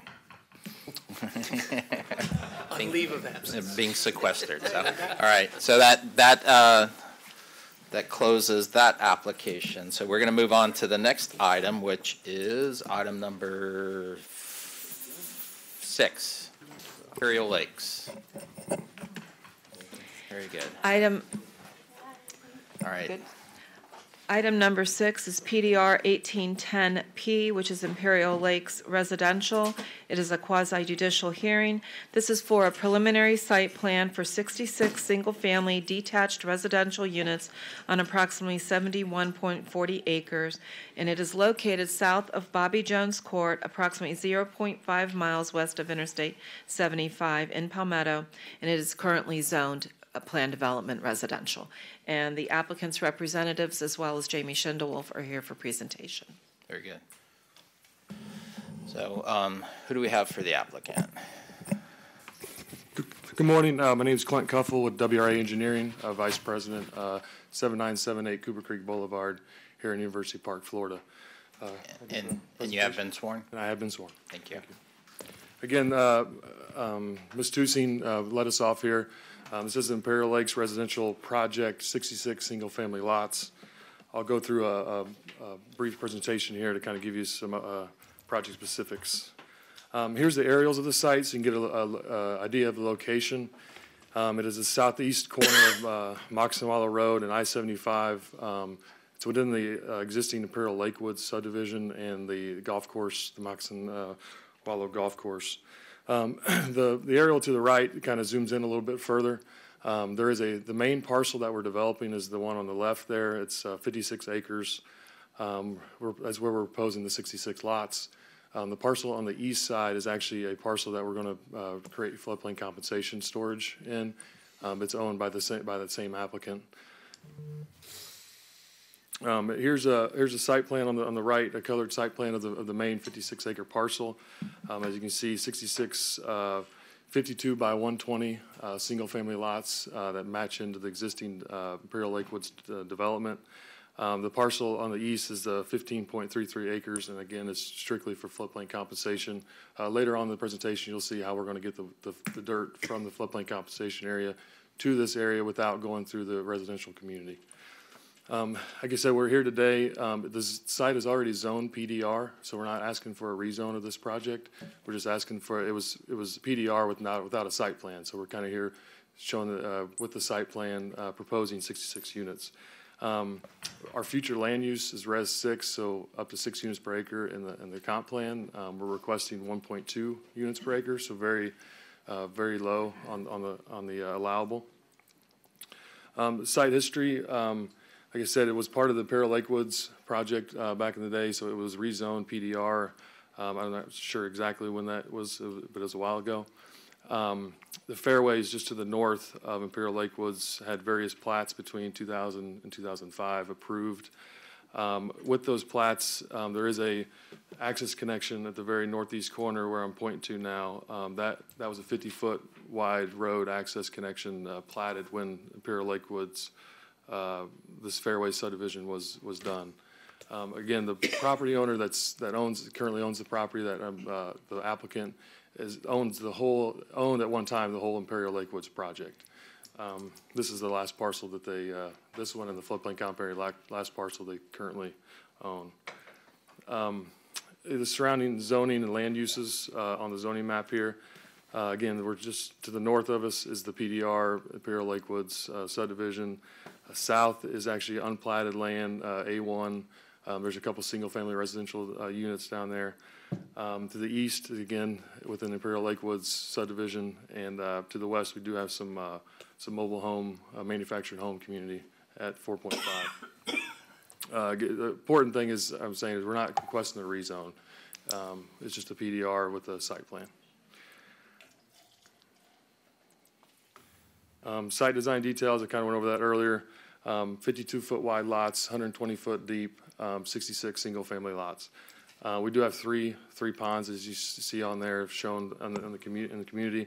And this whole southern part of the project is actually proposed for floodplain compensation as well. So we have a lot of floodplain compensation on the site. We took this project forward. We knew there's a lot of floodplain on the site, so we didn't come before you without really understanding and going through that process. That's why I'm up here giving the presentation, because I went through that process and I am the civil engineer for the project. As you see, the open space required 25%. We're proposing 43.7%, just because we know there's floodplain on site, so we can't impact it all. And we knew the existing neighborhood. You can see we have buffers surrounding all the existing neighborhood here. We're not touching anything on the west side. It's very heavily wooded there. That's going to remain natural. It's shown as upland preservation in our PSP.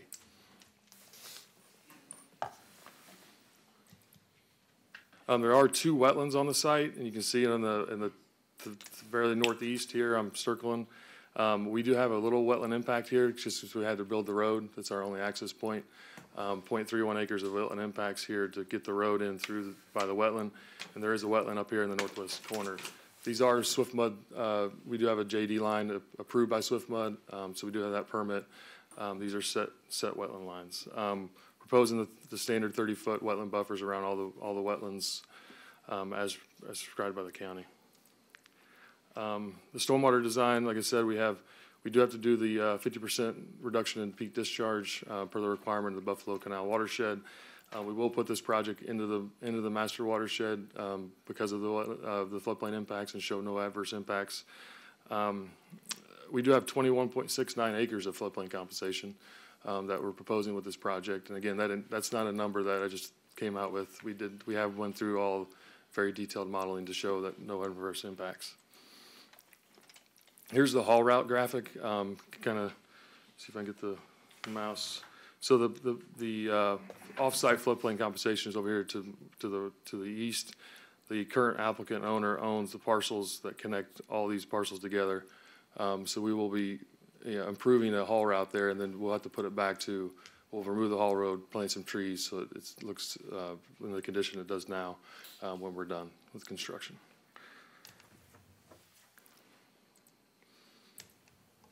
And so I guess in summary, like I said a couple times, it's already zoned PDR. We're not asking for a rezone of the property. We're requesting 66 units, which is 1.2 gross units per acre. Large buffers surrounding our units and the existing units of the Imperial Lakewood subdivision. Single-family lots consistent with existing neighborhood, and we have reviewed and are in agreement with all staff's proposed stipulations. Any questions? I do have my environmental manager, Matt Miller, with me, and Jeff Thorson from William Ryan Homes as well, if any questions come up. Very good. Is the intent to make this part of the existing community? Is it going to be part of the same HOA or whatever mechanisms? Right now, the HOA would be separate, but I think there's a master association that the developer is willing to have this HOA go into that master association. So we're really up for a discussion if they would want that to be a part of it. The developer is totally on board with that. When you say they, who are you referring to? William Ryan Homes is the purchaser of the property. The builder, not the HOA, right. The master HOA. With regard to the floodplain, the compensatory volume you're providing, is that solely for this project, or is there a regional benefit to what you're proposing? We're proposing this solely for this project. Okay. Not a regional benefit. What was the volume? I don't have the volume off the top of my head. We put it in the water in the Buffalo Canal. Modeled it away. Modeled it. Yeah. Okay. Very good. Thank you. Any additional questions for the applicant? Okay. All right. Thank you very much. Thank you. All right. We're going to go to staff's presentation.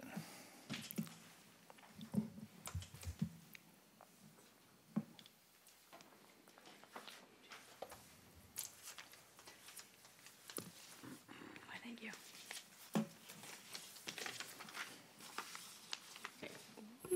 Good morning, Jamie Schindwolf, Manatee County Planning. I have been sworn. Before I begin, I have another public comment letter to distribute to the board.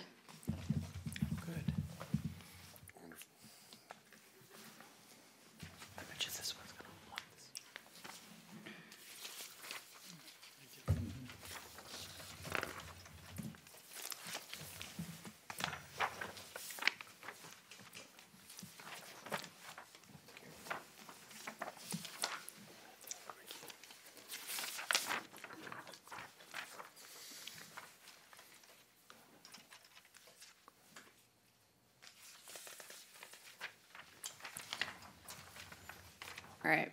So the applicant did a really good job of covering most of the bases for this project. Just to give an idea of where this is in the county, we're North County, east of I-75, south of Moccasin Wallow Road. The request is an approval of a preliminary site plan for the 66-unit residential subdivision. It is already zoned PDR, so as stated, they are not requesting a rezone. The future land use for this property is Res 6, residential 6 dwelling units to the acre. Portions of the property are in the coastal planning area, however not in the velocity zone or the coastal evacuation area. Again, they are already zoned PDR. There was no ordinance found that was associated with this PDR, but the single family to the north was platted in the early 2000s.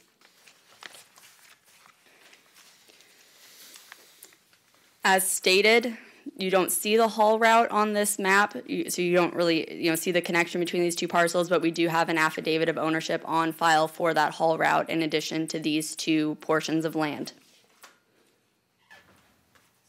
Here again is that site plan. Up at the top there, I've included the typical lot detail. The typical lot sizes are 52 by 120, except for corner lots, which are 62 by 120. They are in compliance with the comp plan with a gross density of 1.2 dwelling units per acre and a net density of 2.1 dwelling units to the acre. Comp plan allows 6 dwelling units gross or 12 dwelling units net in this designation. They are providing 43.7% open space, which far exceeds our requirements for this area. They are providing a 15-foot greenbelt buffer and a 30-foot wetland buffer, which is not a variable width buffer. That is consistent. While they are impacting 0.31 acres of wetland, it's necessary to access the project, and they are proposing mitigation in the southern portion of the project. Internal sidewalks are provided on both sides, though you can't see that in this simplified site plan. Staff has reviewed the project and finds that because it is a continuation of existing single-family residential development, that's a positive aspect, but of course the area is very heavily treed, which is a negative aspect. The way the county mitigates this is to advise the applicant that at final site plan stage, they will be required to pay into the County Tree Protection Trust Fund, or they will have to directly replace the trees that are removed for the project.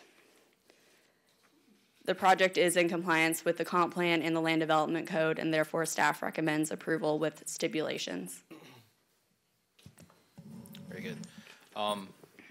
This project has an existing PDR. Was that PDR only for this property, or did it include other parcels?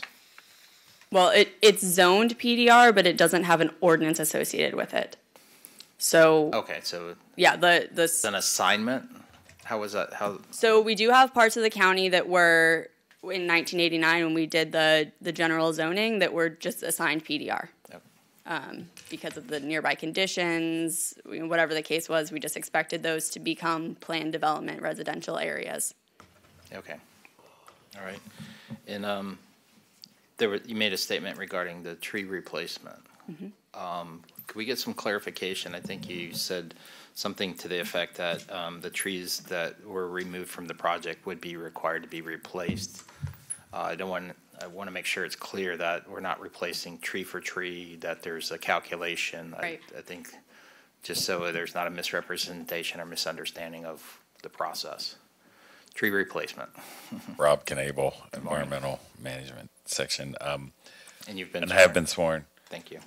So what will be required at the further down the road will be a tree survey, and then anything that's measured 4-inch caliper or 4-inch DBH, so diameter breadth sight, will have to be replaced. If they can't replace them on site, then they'll have to pay into the tree fund. Okay, right. So the qualifier is anything over 4 DBH would be replaced. So, all right, very good. Thank you. Any additional questions for staff? Mr. Rutledge. I just saw the note in here about the wildlife review and the comments that they don't see any alligators, there's no eagles, and the respondent.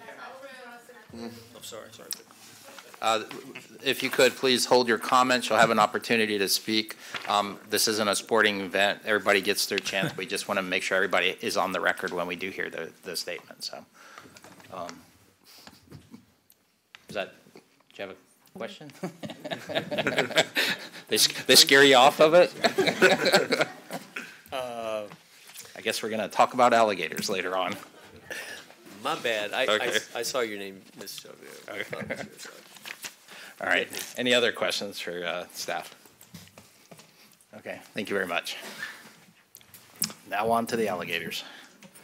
All right. I'm going to open this up for the public comment portion of the hearing. So, again, I've got some speaker cards. So what I'll do is I'll call the folks I have cards for, and then I'll open it up to anybody else who maybe would wish to make a comment or statement. So I'm going to go ahead and open it up to the first speaker, Mr. Bill Humphreys. If you could, please come forward, state your name, and that you have been sworn, and if you would, please, you have 3 minutes, but if somebody repeats information, you can always just say what he said. Bill Humphreys and I have been sworn in. Thank you. I currently serve on the Construction Trade Board for the county. I used to be also on the Bradenton Housing Authority, and I also work with Dr. Cantrell, so I'm very familiar with Manatee County. Very good. Thank you. My family, we came down here in '62. I could not wait to retire to move to Paradise, which I did a year's research to find my location. I'm 6338 Bobby Jones Court, the area that would be affected. I'm actually a little bit north of that, and my concern, and I just heard a little bit earlier, is the tree removal and the people that will be impacted on Amen Corner. Also, another thing that I'd like to see addressed, and I think it was mentioned, is floodplain. The people that live on Founders, I watched all 68 of those houses being built. In the lower section, they have to have flood insurance. I'm curious if you would have to have flood insurance for this project. I think it should be delayed for a number of reasons. Number one, with all the construction going on now for the new Publix, they have closed Buffalo Road.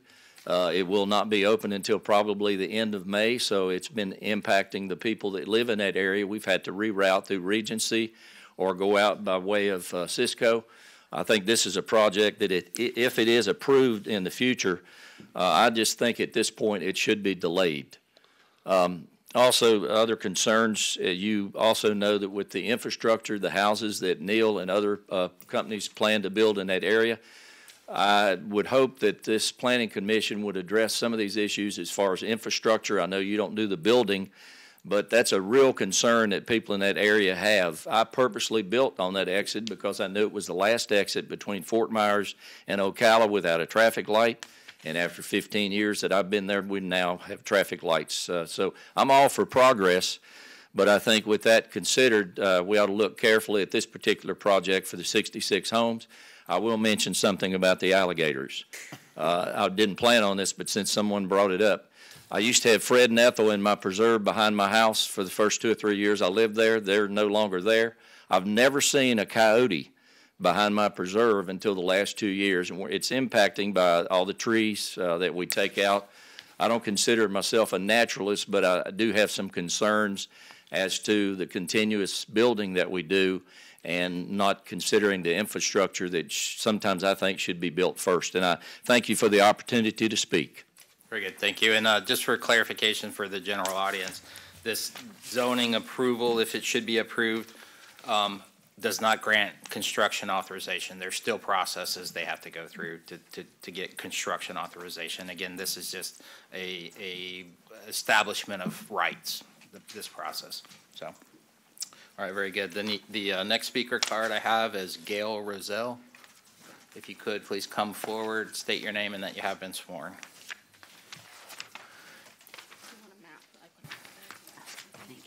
Good morning. My name is Gail Roselle, and I have been sworn. Thank you.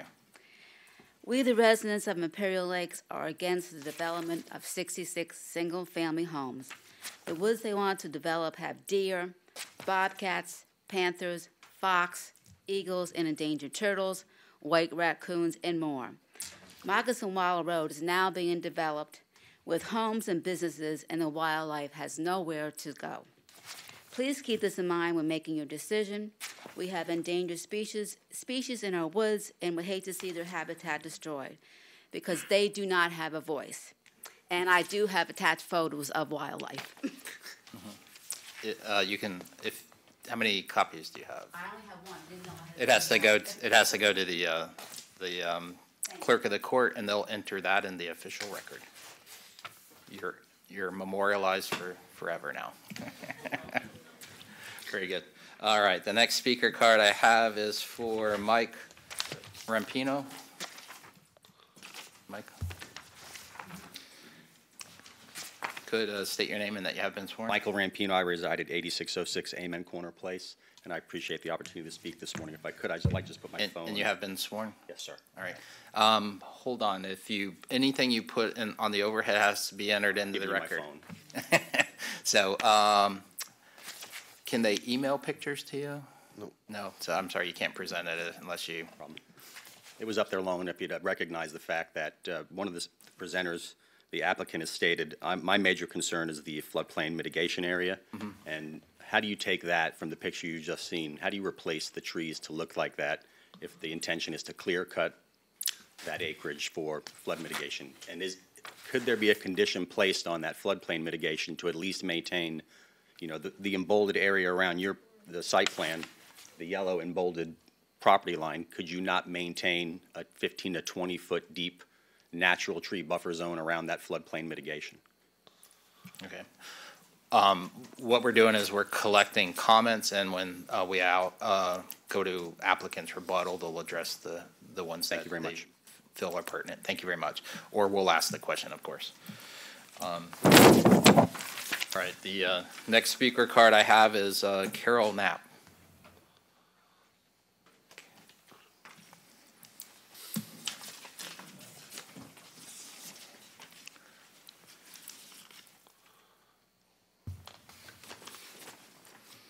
Good morning. If you could state your name and that you have been sworn. Good morning. My name's Carol Knapp, and I live at 8856 Founders Circle. My concern is... You have been sworn? I guess I have been sworn. Thank you very much. My concern is that when I bought the property, my husband and I were assured that the back of our property was a preserve with a lot of wildlife in it. And now they intend to take it all down and no place for the wildlife to go. And I agree with everybody else. Thank you. Thank you very much. Thank you. Wildlife concern. People living in these houses. Okay, the next speaker card I have is Harry Trailer. Killed all those animals. Harry Trailer. Good morning. If you could state your name and that you have been sworn. Seems like I've said that before. We've noticed. We sat here for a while. I want to raise this little. Good morning. My name's Harry Trailer. I have been sworn in. I am the property owner that borders the proposed development. We have 1,100 feet contiguous southern boundary to that property. My property sits directly between this and Buffalo Creek. Therefore, I am very concerned with the flood issues.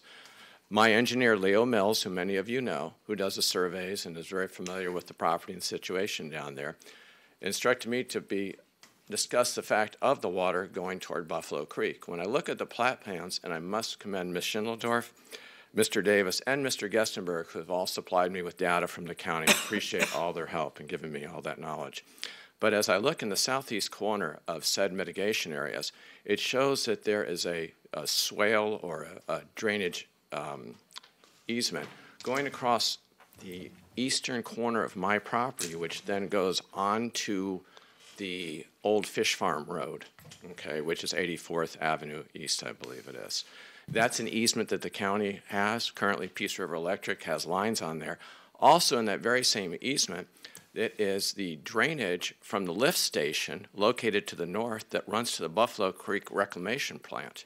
Now, I have noticed in the past years I've lived there, in the past 8 years, 3 times those lines have ruptured and spewed sewage down into Buffalo Creek. I would be very concerned as to how they're proposing to have drainage going across there when your lines are going underneath that property, that said easement to the east of this entire development. So that's one issue that I've a very great concern with. The other issue is, many of you know, there's well over 100 fish ponds located in the southeast corner of this property. That's where we get the name Fish Farm Road. And anybody that's been in the county for a while will tell you that who knows what's in those ponds? Is there pollution in those ponds? Who knows what's in there? Has the applicant done any studies to see what's going to be done with that water that sat in those ponds vacant for well over 10 years now? Okay. Also, I didn't come up really to discuss the wildlife, but there are bald eagles, there are alligators, there's everything, because they cross into my property all the time, so I'd be happy to talk to you about that.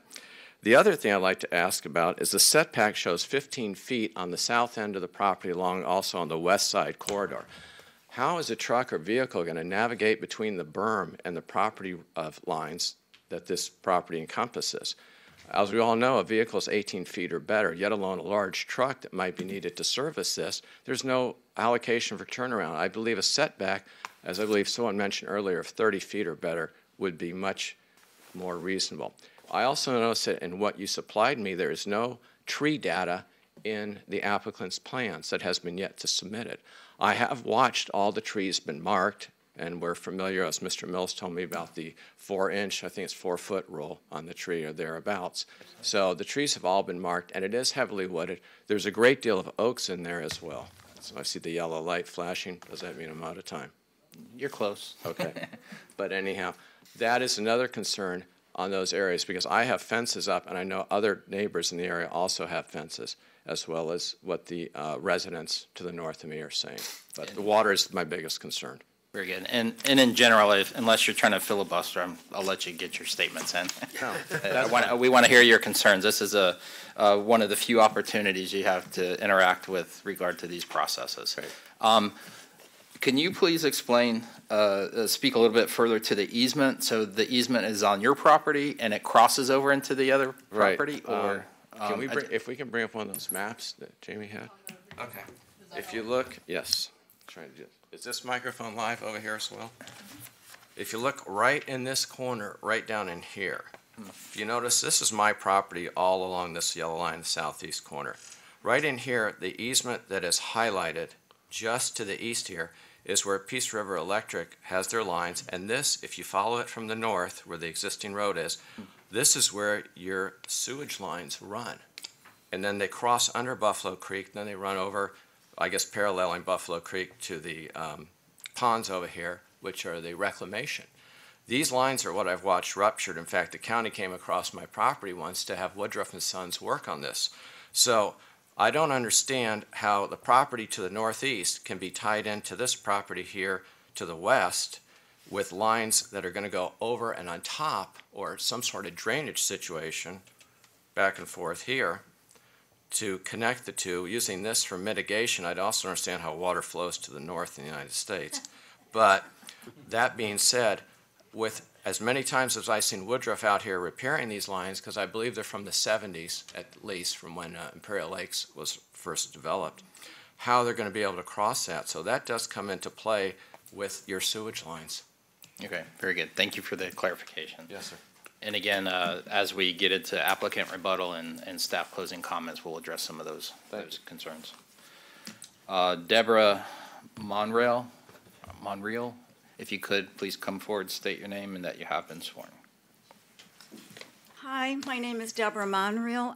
I have been sworn in. Thank you. I reside at 8709 Amen Corner Place. I don't represent a large corporation. I have been asked to speak on the behalf of some of my neighbors. I represent the lowly peon people that live and reside in Manatee County. If you leave that on, that would be great. Okay. Yes, thank you. So I could maybe, I'm a little up further. There are two specific attachments that when I went online last week to look would be attachment 5, the environmental considerations report that I guess Mr. Clyde's company had done.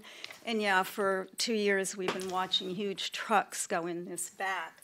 My home is, if I can show you, is right here. We have Amen Corner Place that runs all along here. There is a small pond here and a big pond, which I do believe the Cueto family is still going to keep.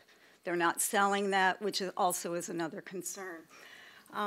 The environmental consideration report, I'm going to specifically address, well, I'm going to back up, let you know a little bit about me. I am a member of the Manatee Audubon Society, St. Petersburg Audubon.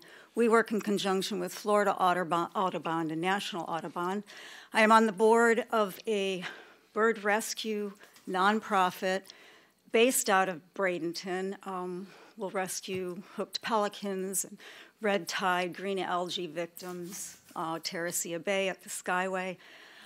Every Sunday morning, you'll find me at Manatee County Animal Services. I work very hard in impound intake. I clean cages, I feed, I do whatever I can for the county. We've fostered numerous kittens, cats. We've never asked for litter, food. We try to give back whatever way we can. My love and appreciation for certainly the birds, the wildlife, and all of God's creatures runs deep. Us too, we spent 30 years in Pinellas County.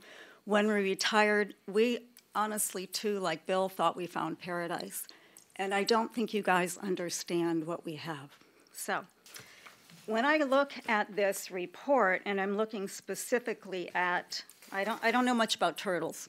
I know a lot about birds. I've been there almost 6 years. My house, my backyard backs up to that. There's not much to block any of the view. I bird watch every single morning. 5:30 in the morning, 6 o'clock, I'm out there. My binoculars are there all the time. I read in the afternoons. I have, and I'm going to send it, a list of 50-plus different species of birds.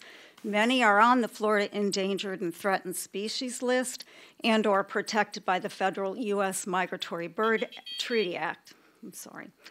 I hear great horned owls in the morning on that property. One that's really cool is another one answers it. Kingfishers, which is protected under Schedule 1 of the Wildlife and Countryside Act. Red-bellied woodpeckers are nesting on that property. There's little blue, tricolored, and when this report, now keep in mind we've seen huge vehicles drive back there. When this environmental considerations report was done, their assessment, and I am going to question the methodology, meandering pedestrian transects were conducted 1-2 days versus my 5.5, 6 years. And I have to say the family that does own the property, unfortunately, they do need to sell it. They don't appreciate it. The boys go on there, they're shooting their guns, they're trapping, they're poaching. So wildlife and birds, no. Men mean no good. So they're not going to be out there for this company to see. Specific things that I looked at, the eastern indigo snake, and I have photos and I will send them of the birds having them in their mouth. But they basically state, and all the birds, that there may affect, not likely to adverse effect was a conclusion.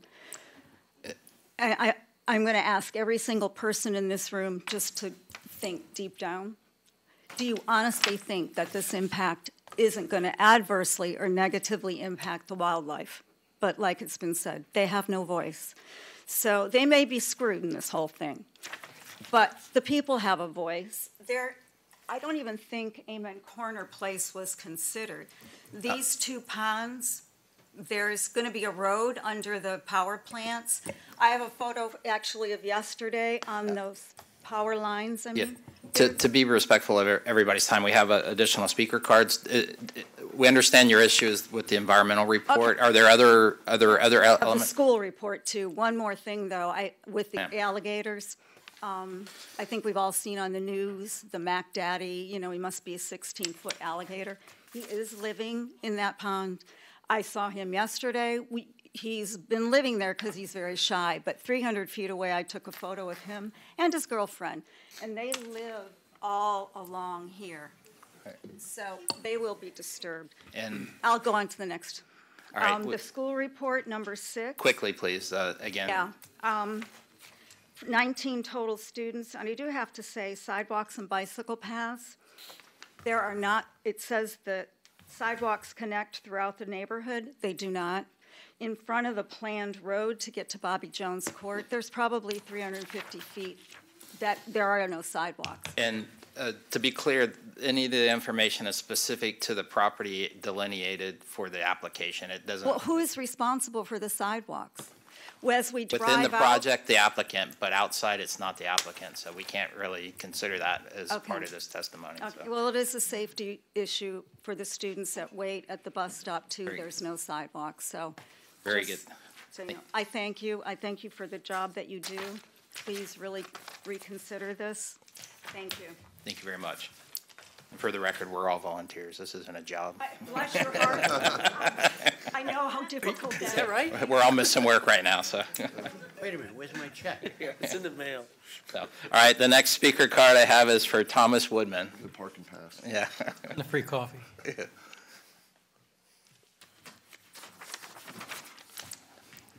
Good morning. Good morning. My name is Thomas Woodman, 8876 Founders Circle. I have been sworn in. Did I call you John Woodman? What's that? I thought I might have said John Woodman. That's somebody No, else. I believe you said Thomas. Okay. Again, my concern is also the environmental impact on it. First and foremost, I would hope that this project does not go through. There's plenty of other projects going on throughout Moccasin Wallow area, parish, as you've seen earlier this morning. I bought my house in 2008. It was built in 2005. I'm a law enforcement officer. I deal with bad people every day. I come home, I specifically purchased this lot because I do have what I was told at the time, a preserve behind it. So with that being said, I come home, I've further developed my home. I've built a pool. I've recently spent about $40,000 redoing the interior of my home, ripping out walls, building a kitchen, so I can enjoy the luxury of going out and sitting on my porch, viewing the preserve from within my home.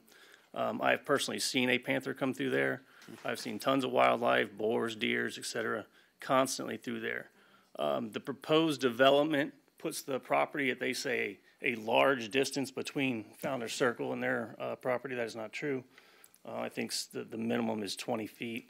The maximum they had at the developer briefing a week ago was like 60 or 75. That's not a lot of distance. I mean, 20 feet's like this pillar to that pillar maybe. You consider that with our current homes and the impact that would have on our own personal lives, as well as the displacement of the wildlife that we do enjoy seeing, and the reason that we purchased that home there would have a profound effect on all of the homeowners there on the southern side of Founder's Circle. So taking that into consideration with the watershed, they also said that they proposed, I don't recall the numbers earlier today, but they're pushing the entire home industry up towards our house. They've got a lot of property down the southern end as well, so if this were to go through, I would hope that maybe we can reconsider the actual proposed development design, maybe divide the two communities up with a lake or more trees, wildlife area that we could have there. I don't see the dire need to push that up as far as they're trying to do at this point in time. Thank you. Very good, thank you. All right, the next speaker card I have is Ernest Frick. If you could, please come forward, state your name, and that you have been sworn.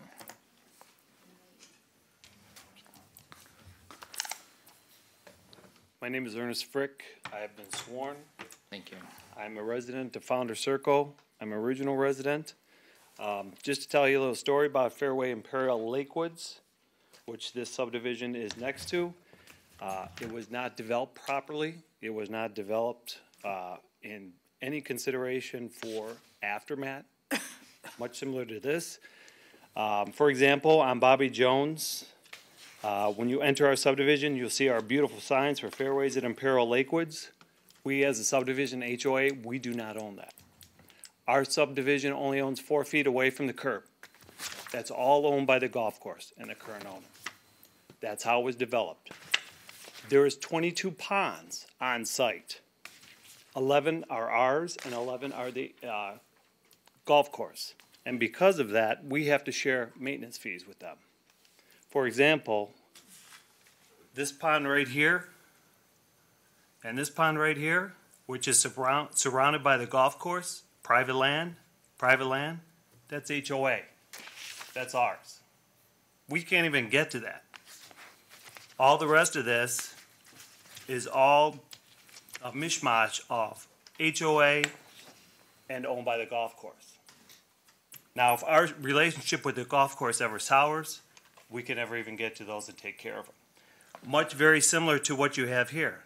I understand that they want to put the 66 homes in there, and they need this additional land in order to satisfy all the requirements by the county, which means that equals 50 over here, 20 over there.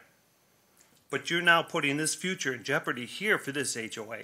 Future homeowners that aren't even there, because now this is all surrounded by private land. They can't even get to that. Tree falls down over here in Regency Oaks, it's their responsibility to clean it, fix it up. They can't even get to that without going through private land. So this doesn't make any sense whatsoever as to why they should get 66 homes over there. If they want to build over there by the land, that's fine. but make sure that it's the land that's there, that's connected all together. That's my concern, and that's what I'd like to just say. Thank you. Okay, very good, thank you. All right, those were the speaker cards I have. Is there anybody else in the audience who wishes to come forward and speak on this subject, or this application, I mean? If you could, please come forward, state your name and that you have been sworn. And if you haven't been sworn, you're going to have to be. Been sworn. Hi, my Okay. name is Tracy Schnaufer, and I have been sworn. Thank you. I live at 8950 Founder Circle, and I am concerned with what everybody else has said previously about flooding and about the environment. When I purchased my home, I was also told that it was conservation in the back, and I'm not sure why that land can't be designated for preserve. I see a lot of wildlife, a lot of birds. I've seen rabbits, I've heard coyotes. So I don't think it's a good idea to build. I also have a concern with how people are gonna get in and out to this new developed area. That would be more traffic coming through our neighborhood. Okay. And again, we're collecting comments, and then when the applicant has an opportunity for rebuttal, they'll be able to follow up, and staff also. So your comments have been noted. Thank you. Thank you very much. Again, is there anybody else in the audience who wishes to come forward and speak on this? I'm sorry, sir, it's like one and done kind of thing, so. Anybody else? Okay, once, twice? All right, we're going to close the public comment portion of the hearing, and we're going to go on to, hold up. We'll go ahead and open up public comment portion again. And again, please state your name and that you have been sworn, and this, again, we'll be closing it after that unless I see somebody else indicate quickly that they have a comment. Sorry about that. Not a problem. My name is Robert Osborne. Mhm. I live at 6351 Bobby Jones Court. I have sworn in. Okay, very good. My problem is the traffic. Okay, the traffic of building another 66 houses to be able to get in and out, to be able to have fire, police access, emergency access. It's not there. Okay? Unless they're building a road out the bottom, which I understand they don't own the land for that yet, that isn't going to happen. The other question I have is who's going to pay for all this rebuilding of the roads that they're going through now? Are we going to be assessed again to pay for that? And the other thing is, the one thing they didn't mention was there's also storks and turkey vultures there that's going to be gone. Thank you. Good, thank you. Anyone else? Again, once, twice, we're going to close it. Public comment portion is closed. We're going to go on to, what are we doing now? Staff closing comments. So there were quite a few things that were brought up. I think the applicant is going to need to rebut some of those, but I think there are some that would be appropriate with regard to staff comments. The most recent one was it wasn't stated this way, but it raises the question to me, ownerships of the roadways in the existing community. Who are those public rights of way? Does anyone have an idea?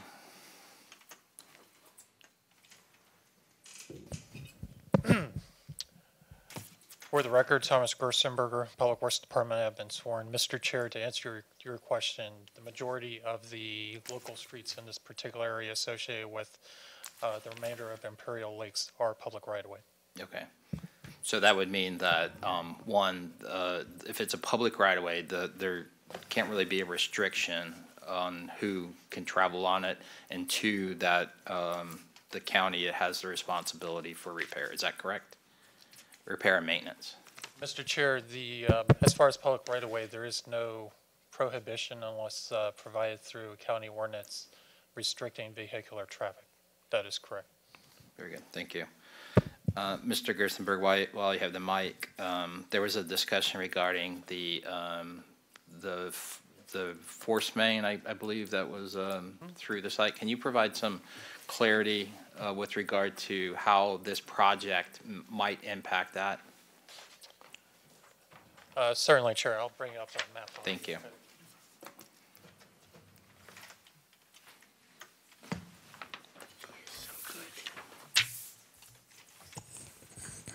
And if we could have this zoomed out, please. Actually, that's fine the way it is. Thank you. Mr. Chair, fellow commissioners, the map I am presenting on the overhead right now is a map of the utility infrastructure within this particular area associated with Imperial Lakes. And what I'll point out, unfortunately, the orange layer doesn't show up that well on the overhead, but there is a line right here running southward that crosses Buffalo Canal and continues heading southward towards 69th Street East. That particular line is actually the force main. That's a 6-inch force main that is serving the existing neighborhood and communities associated with Regency Oaks and Imperial Lakes. And that line is tied into a larger force main along 69th Street itself. That particular line does cross underneath Buffalo Canal in this particular location here. And the project itself would also be tying into this existing force main. There was a question that was brought up during citizen comment regarding one of the two proposed outfalls for this particular development. The development itself being situated over in this location as far as the proposed 66 lots and the associated streets and the floodplain compensation area predominantly in this location here. The one outfall that was identified would be located down the southeast corner of the project area. As was brought up, that particular crossing itself would need to be connected directly into Buffalo Canal. That was actually one of the concerns that was brought up by stormwater engineering during the review of this project, is that there would be a physical connection between this proposed development and Buffalo Canal. Now, what means that is done, that can certainly be further discussed by the applicant as to whether that's a public drainage easement that's dedicated through the neighboring property to the south to Buffalo Canal, or utilizing what is a right-of-way which is located directly along the east boundary of this particular project area down to Buffalo Canal itself.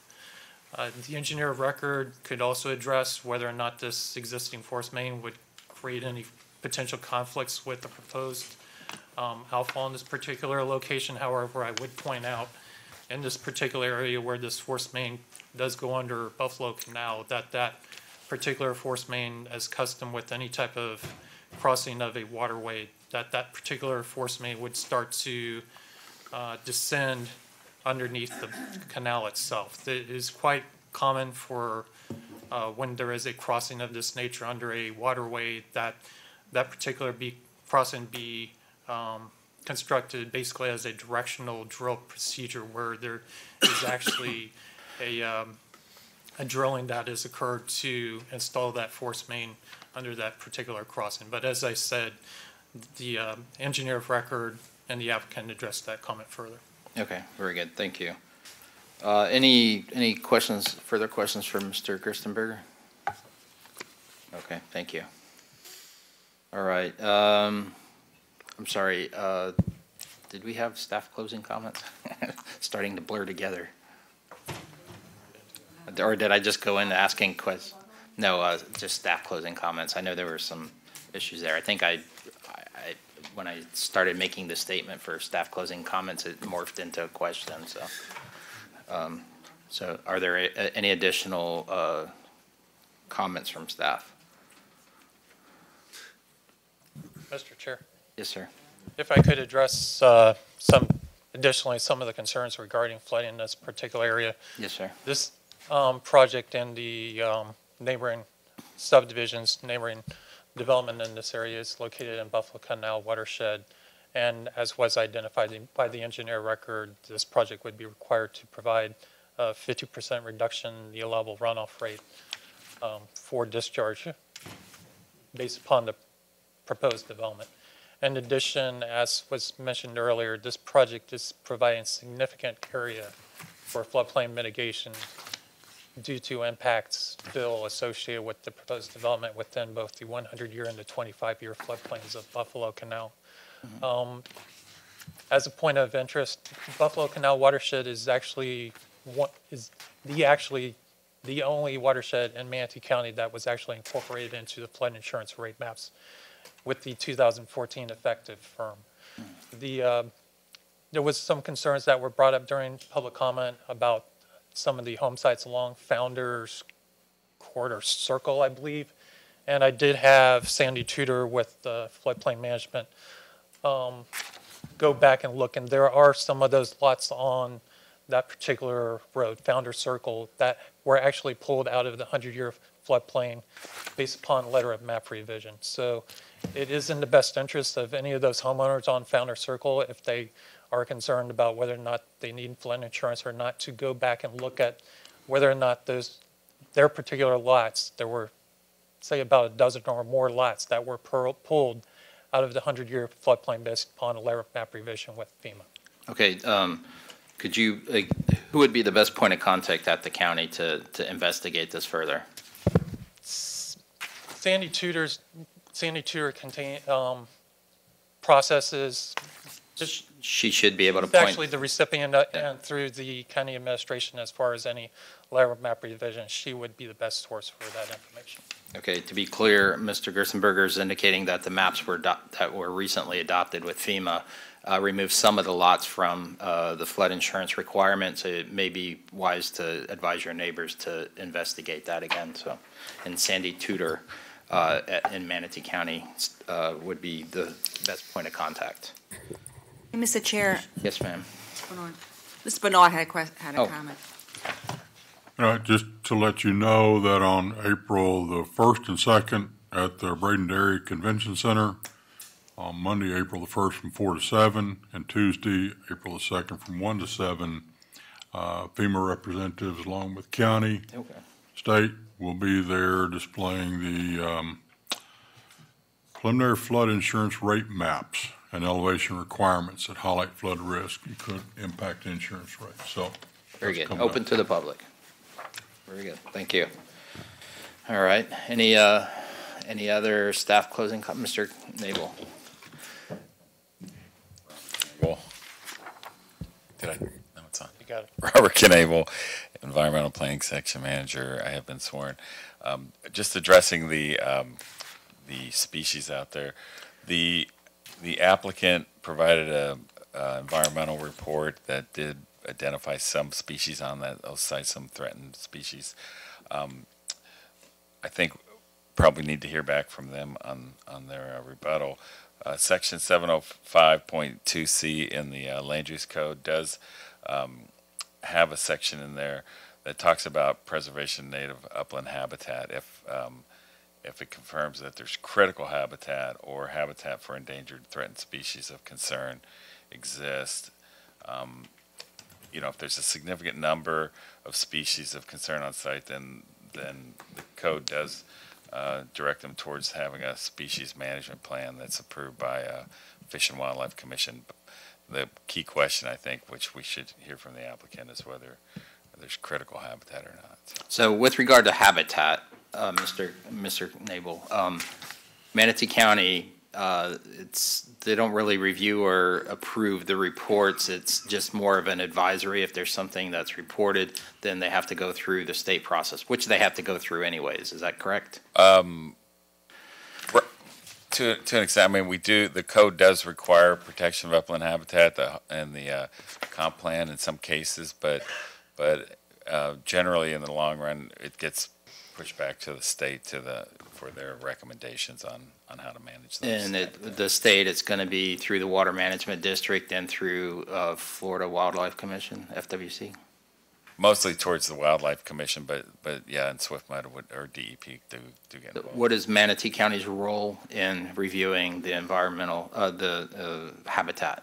We generally review it, and if there's any kind of conditions, we would work with Fish and Wildlife Commission to, and if there's something major on the site, something like that. Yeah. Does Manatee County typically do anything outside of the partnership with FWC? Mostly just with wetland protection. It's the vegetated habitats are right. I mean, we do get involved in some, with gopher tortoises and things like that. It's mostly relocation. Right. But that's generally a partnership also with FWC. Is that correct? That's correct. We don't have Manatee County staff out there digging up tortoises. Not that I know of. So, all right. Very good. Any other questions for staff? Are we good on closing comments, Ms. Schindewolf? Anything? I just have clarification, but it was stated that this is all zoned Res 6. At any time was this designated a preserve? I mean, this is what I've heard multiple times. I'm just kind of curious. Was the land ever a preserve? Robert Knable again. We have no evidence right now that it was ever actually designated as a preserve or set aside in a conservation easement or anything like that. I cringe every time I hear somebody say that because I know what's probably happened. I know what a realtor's done. Yeah, exactly. And Hey.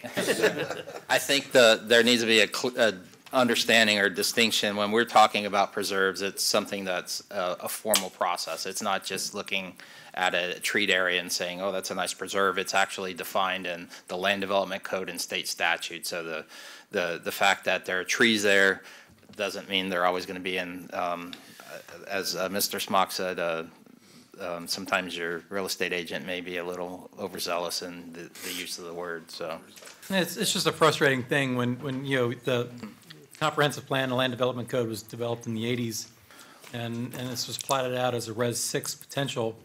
Nobody thinks it's ever going to happen in the 80s because it's just far thinking. They're visionaries when they developed this, and some people now don't like the vision. Right. To that point, this isn't something that happened recently in 1989 when the comprehensive plan was adopted. This area was designated as residential, so that's a surprise to some people when they hear that.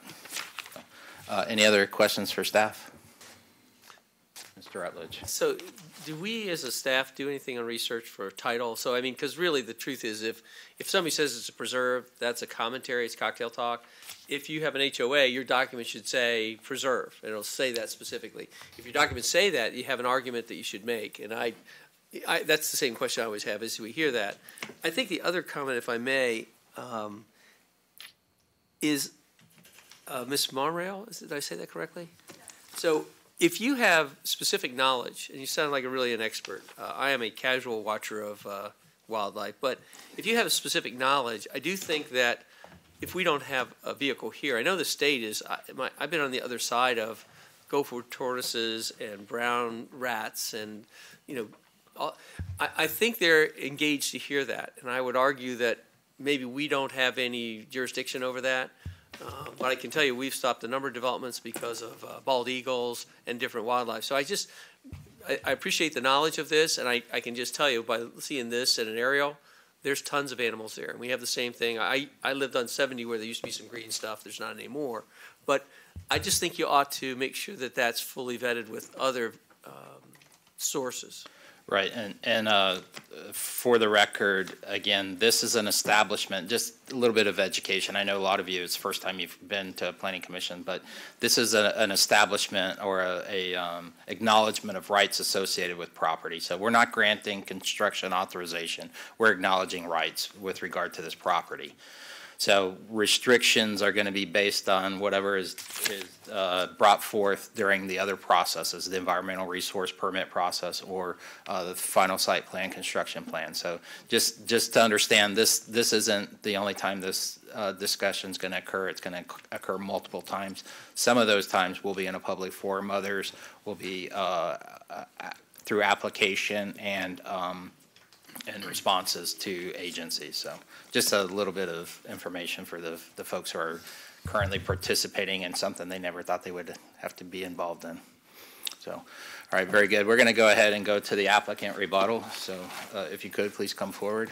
I do have a couple points here I'd like to get some clarification on, so I'll let you freelance, and where necessary, we'll jump in. I got you. Thank you. Clint Kuffel with WRA Engineering, sworn. A couple of the items that came up, first with flood insurance. The design of the project, we would actually elevate the lots out of the floodplain, and we'd get Lomer Fs, so that these new lots would be out of the floodplain. And that's what the floodplain compensation is for, is so we can fill in areas in the floodplain to be able to compensate areas out of the floodplain. My environmental manager's here with me. At the end of this, I'll bring him up here to address all the wildlife concerns. Regarding the connection to Buffalo Canal in the southeast corner, we do have to make a direct connection. The force main, there is a force main that, like Tom said, that dives underneath Buffalo Canal. We do not have to tie into the absolute bottom of Buffalo Canal, so we will not be affecting that force main. We are tying into the force main up north of there with a new lift station ourselves. We tried to get into their existing lift station out there, but it was not deep enough, and we could not get there in the north corner. Regarding the access to these parcels, the parcels being separated, they are public streets. So the east side where we have the floodplain compensation or offsite will be part of the HOA, and they have to maintain. And with public street access, there will always be access to those parcels. As far as I think that's the main items I heard. I know there's a lot of environmental, so I'll bring up Matt Miller. Right. Before we do that, just some points of clarification. One of the neighbors made a comment about the ownership that the adjacent project, which again, this application is specific for this property, but just to kind of dovetail that concern into this, whenever this property were to be developed, if it were approved, the common areas, they're going to be the responsibility of the HOA, and the boundaries of their responsibility will be fully within this property boundary. Right. It'll be really the yellow. Here, let me put this one down. Mm-hmm. The yellow boundaries as shown on this map. Mm-hmm. Roughly, but yeah. Right. Exact. I know it's not uncommon if there's a golf course that has share responsibilities, but this has nothing to do with the golf course, nothing to do with the existing community. The responsibilities associated with this property reside within the boundaries of the property boundary. Is that correct? That's correct. Okay. All right. And then I think I had one more point that you could maybe speak to. There was discussions regarding timing of construction, and there was a mention that the road is closed.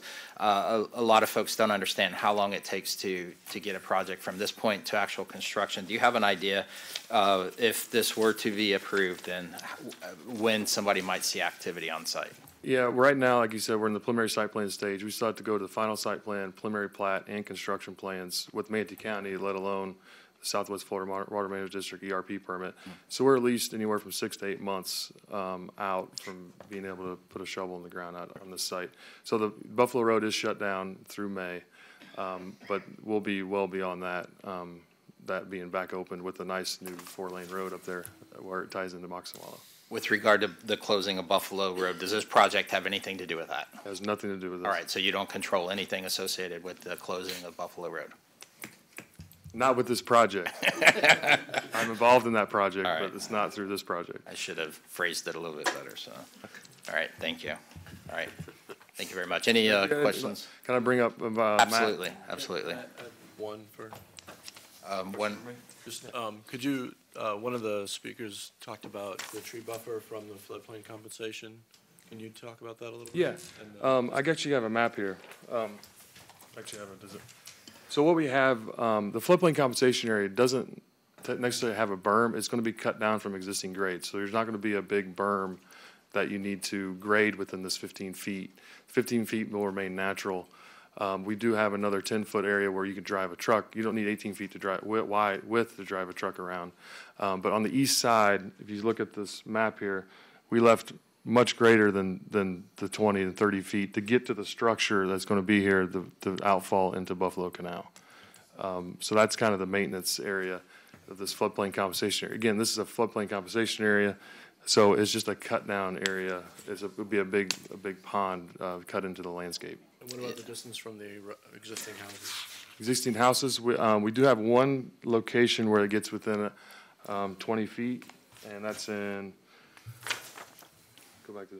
go back to this one. It's right in this location. We do get within about 20 feet of an existing house. 20 feet of the lot or the house? Lot, sorry, the lot, and that 20 feet will remain existing vegetation. And then we have all the rest of the areas around here, you see on the site plan.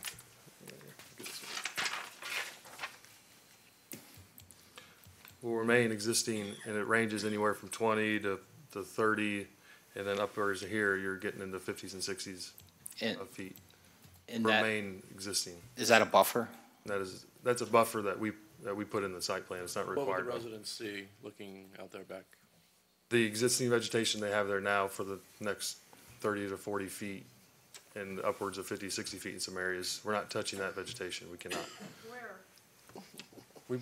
We showed that as an upland preservation on our plan, so we cannot touch that area unless there's exotics.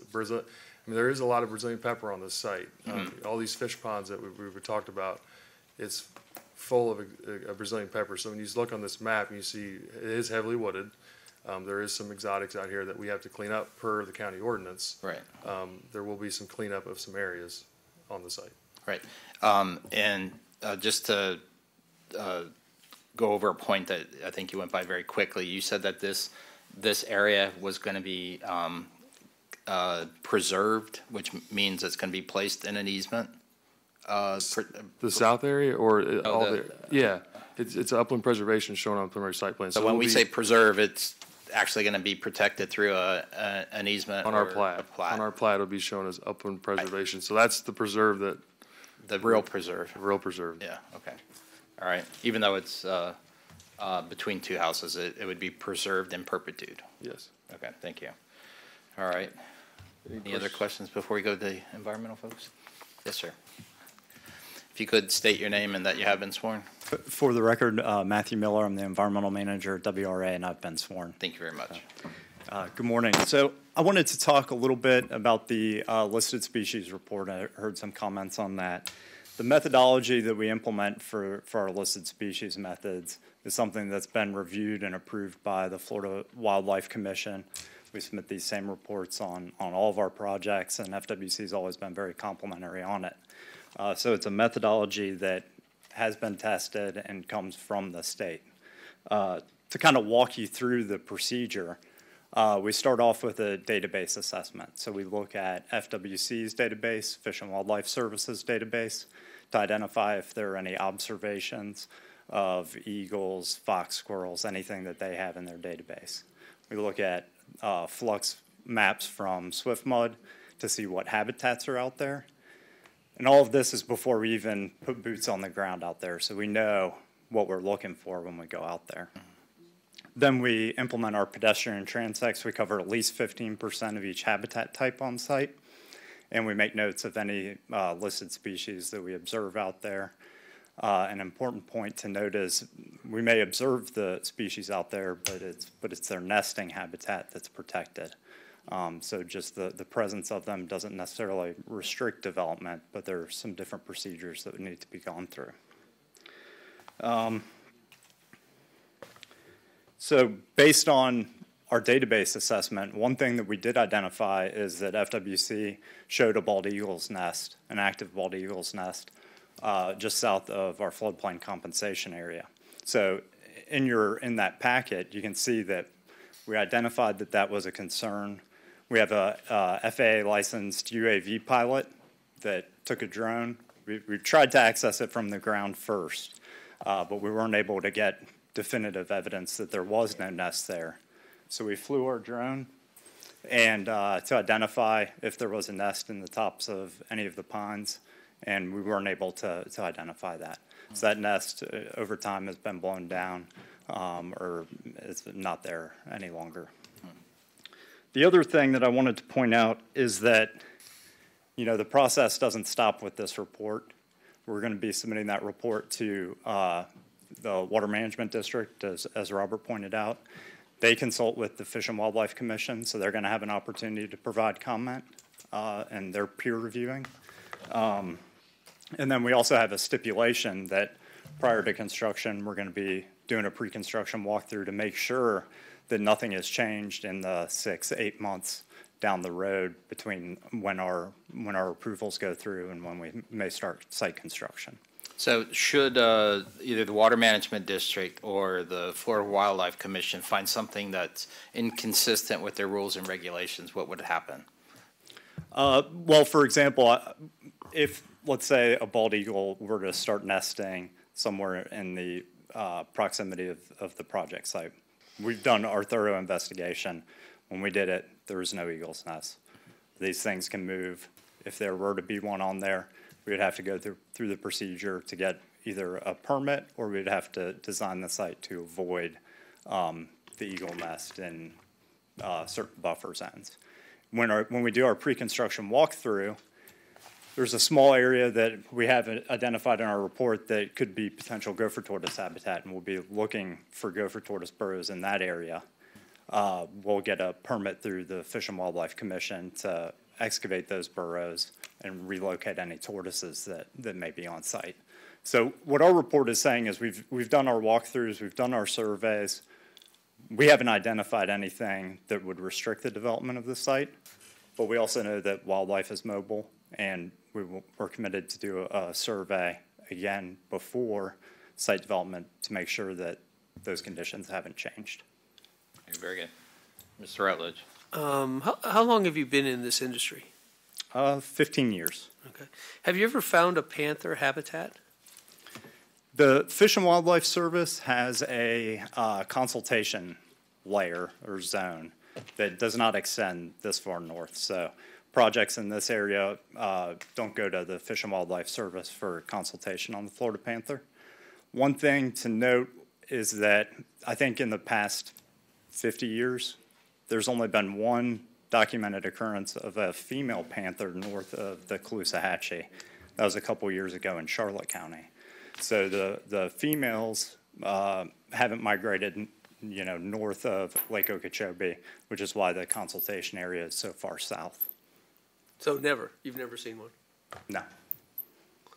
How about habitat for bobcats? Ever seen one? I have seen a bobcat.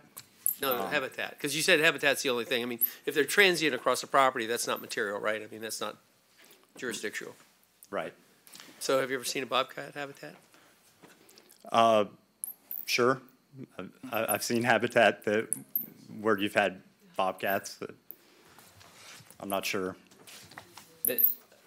With regard to larger mammals like that, the panther and bobcats, they don't stick to one habitat, do they? I mean, they don't like stay in an area. They move around. Is that? That's correct. Yeah. Yeah, they're mobile. The thing I'm trying to understand is I'm very curious about this. I'm not very knowledgeable. But my question really is, when you send people out there to go look at this, and I've ordered them, okay, and I've used them, but I'm just curious how diligent and how experienced and how often you really do find problematic stuff like that. So I'm just curious about your experience and who went out there. You didn't go there yourself, did you?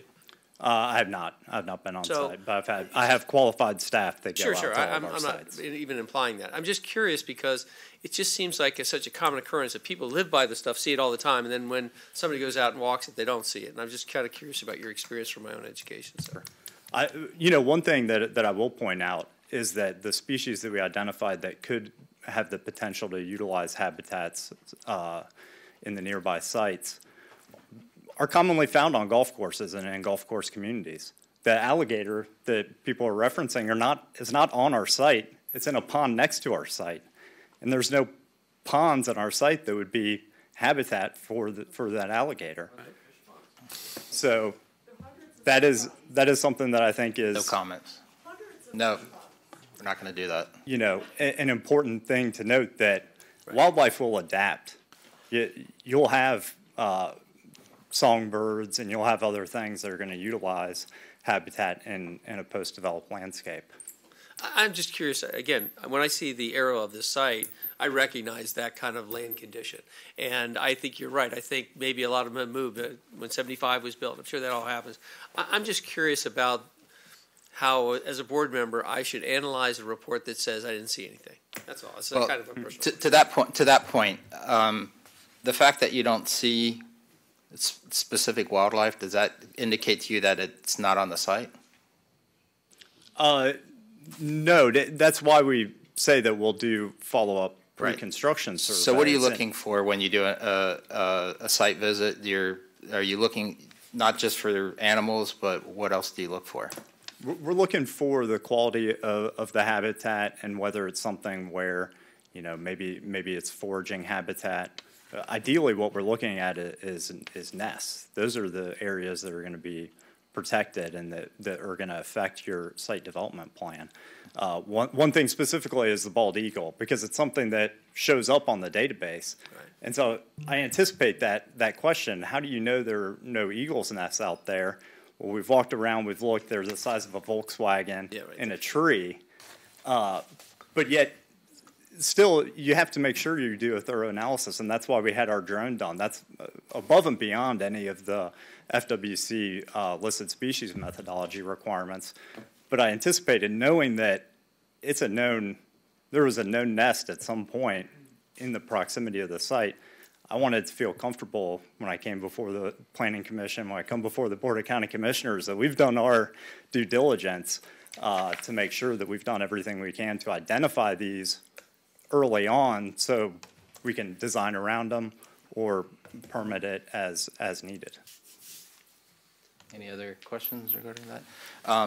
And to be clear, not all wildlife is considered protected. The fact that there may be habitat out there for, say, raccoons or armadillos or whatever, that doesn't. That's my house. Yeah, that doesn't preclude it from development. It's the listed species where they may be nesting. I don't think anybody's making a representation that there's not wildlife out there and that they're not going to be impacted. It's just, again, the rights associated with this property allow for that through state statute and the process that you've probably already engaged in it. I don't think you're.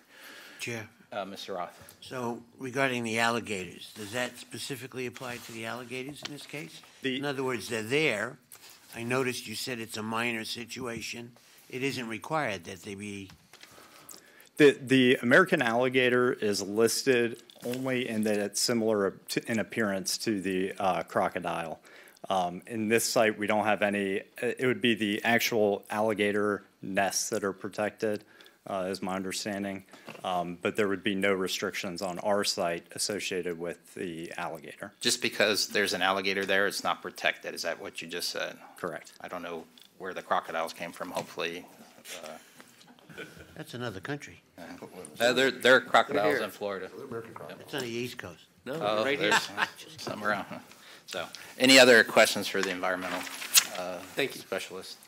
So, okay, thank you. Does that conclude the applicant's rebuttal? Make one just final statement that this site is zoned PDR and we're just here to put a site plan and ordinance on it. We're not here to. We understand the constrictions of this site, and that's why we didn't come and ask for 180 units on this parcel. We came and asked for 66. That was very unison to the existing neighborhood, 55 by 120 lots in this setting. So we thought it fit in well.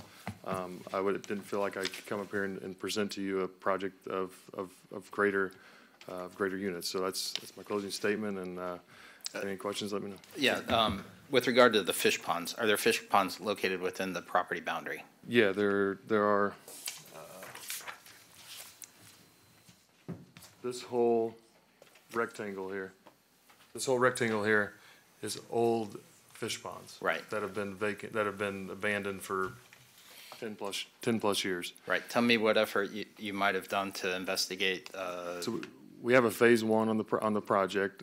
Just describe what a phase one is. Phase one is an environmental assessment done by a environmental professional to take samples of the groundwater in those fish ponds and determine whether or not the groundwater in this has any hazardous material or contaminants within this groundwater that could cause adverse impacts to anybody around the site or even groundwater in the area. It was found to have no contaminants that would be of any concern. Found to have no contaminants, meaning it was tested in a laboratory and determined to. The phase one came back clean with no cleanup required. So we'll be, dewatering the fish ponds and demucking the bottom of them. Probably they're about a foot full of muck, and filling them as shown on the plan. Okay, thank you. Any other questions for the applicant? Sorry, I interrupted your closing statement. No problem. Does that conclude your rebuttal? All right, very good. Thank you. All right, we're going to go ahead and close the public hearing and go to discussion, deliberation, or consideration of a motion. So what's the pleasure of the commission? I think I feel for the neighbors, especially ones that have maybe had misrepresentation with regard to the fact that something is protected in perpetuity and their decisions were based on a misstatement or a misrepresentation. But again, I feel like the rights began to be formalized on this particular property when the comprehensive plan was created, and it's just now coming to fruition. So what are some of the thoughts? I agree with you, Mr. Chair. I feel bad for the folks that bought along there that were told or misrepresented to them that this was a contiguous preserve or a preservation easement or whatever. But this is a continuation of a development that was already approved previously, and they're coming in and just asking for the rights to develop their property. I feel that they should be able to, under the comprehensive plan, be able to do that. Very good. Any other thoughts?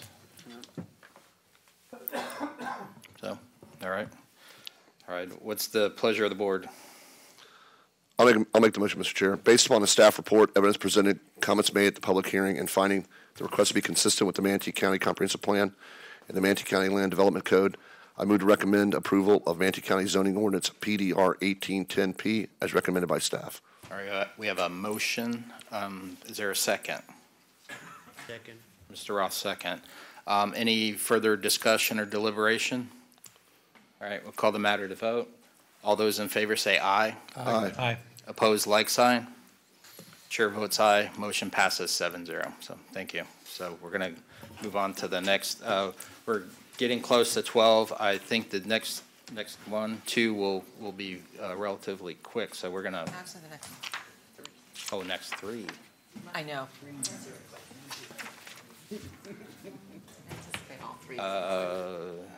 Are we going to hear 7 and 8 together? But they're going to be quick.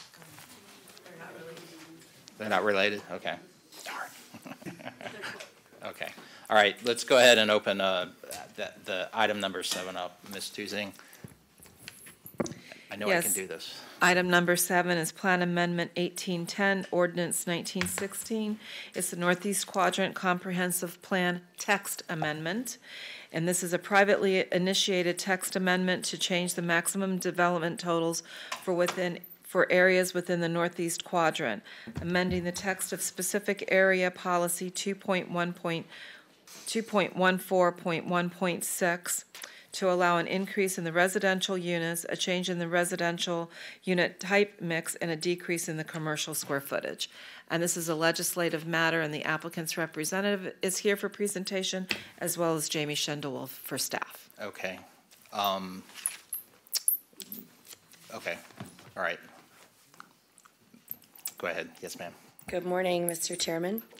My name is Dorinda Marvin. I am a certified planner with the Graham Scoble Law Firm. Sorry about my voice. I'm moving into like the 3rd week. I keep thinking it's coming back, but it's all the pollen in the air. I also have with me Mr. Richard Bedford, the Vice President of Planning for Schrader Manatee Ranch. So some of you who were in this business in 2004 or in the later years of the, remember there was something we called Amendment 4. There was a constitutional amendment that would have given rights to citizens to vote on every comprehensive map amendment in our plan. And so there was sort of this scramble in the development community, and we did a lot of comp plans in the 2008-2009 period. So in 2008, we brought in, at the time there were 2 areas, almost 8,000 acres, sort of the remaining undeveloped land of Schrader Manatee Ranch's holdings that they had intended for development. We created a new text called mixed use community. That was our category. And we placed that on the lands, and at the time, we were doing some things called specific property limitations. And so what that did was cap the development on the property. They were quite high numbers. What I will tell you when you're looking at land like that, this particular one is 6,595 acres. We are not at that micro level of looking at amounts of wetlands, future thoroughfares, things of that nature. So we're completely guessing at what that land mix might be and the amount of land that we would need. Moving forward, we have been doing, as you know, a lot of master planning in this particular area. We have looked at other portions of Lakewood Ranch. We have looked at what is the proper ratio of residential to non-residential, what is both built and what is existing. There is, I will almost say, just an exorbitant amount of industrial, commercial, and office that was approved for this land. So what we are asking for in this text amendment is a reduction in those non-residential land uses in favor of additional residential. And I'd be happy to answer any more details if you have any questions about it. Very Thank good. you, sir. Okay, any questions? All right, seeing none, we're going to go to the, is this quasi-judicial or? Legislative. That I just want to point out that I forgot to bring the revised recommended motion and the revision to the staff report forward. Remember, I had to make Yes, corrections to it. Yeah. Thank you. So this would be the revised motion, should it move in that direction? Yes, sir. Very good. All right. So is that it for staff? All right, we're gonna, is it, are we good? Hi, Jamie Schindwolf, Manatee County Planning. I feel like it'd be remiss to not display the exact details of what this comprehensive plan text amendment entails. So just to give a little bit of additional information, they're requesting modification of the specific development condition D5.6, decreasing commercial and office, increasing residential. There's a decrease in multifamily entitlements and an increase in single-family home allotment. I also want to go ahead and point out what area this applies to. This is a rough outline of the area taken from a graphic that was provided by the applicant. This is not a map amendment, but I do think it's important to understand what part of the county we're talking about and exactly what lands this applies to. Here are the numbers. You can see large reduction in retail, office, industrial, and a significant increase in single-family detached units, and a decrease in multifamily units. I also want to go ahead and mention exactly, this is sort of a strange part of our comp plan, so I do want to say that the objective that this lies under is essentially meant to establish specific policies that restrict the location and intensity of certain developments in order to preserve and protect neighborhoods from encroachment by incompatible uses and intensities, to ensure adequate provision of infrastructure, and other reasons the Board of County Commissioners may decide warrant a specific area policy. So the reason this is coming before us and we're finding is compatible with the comp plan is because this is only applicable to this specific area, the area I showed earlier, and these development trends are consistent with development trends in the area.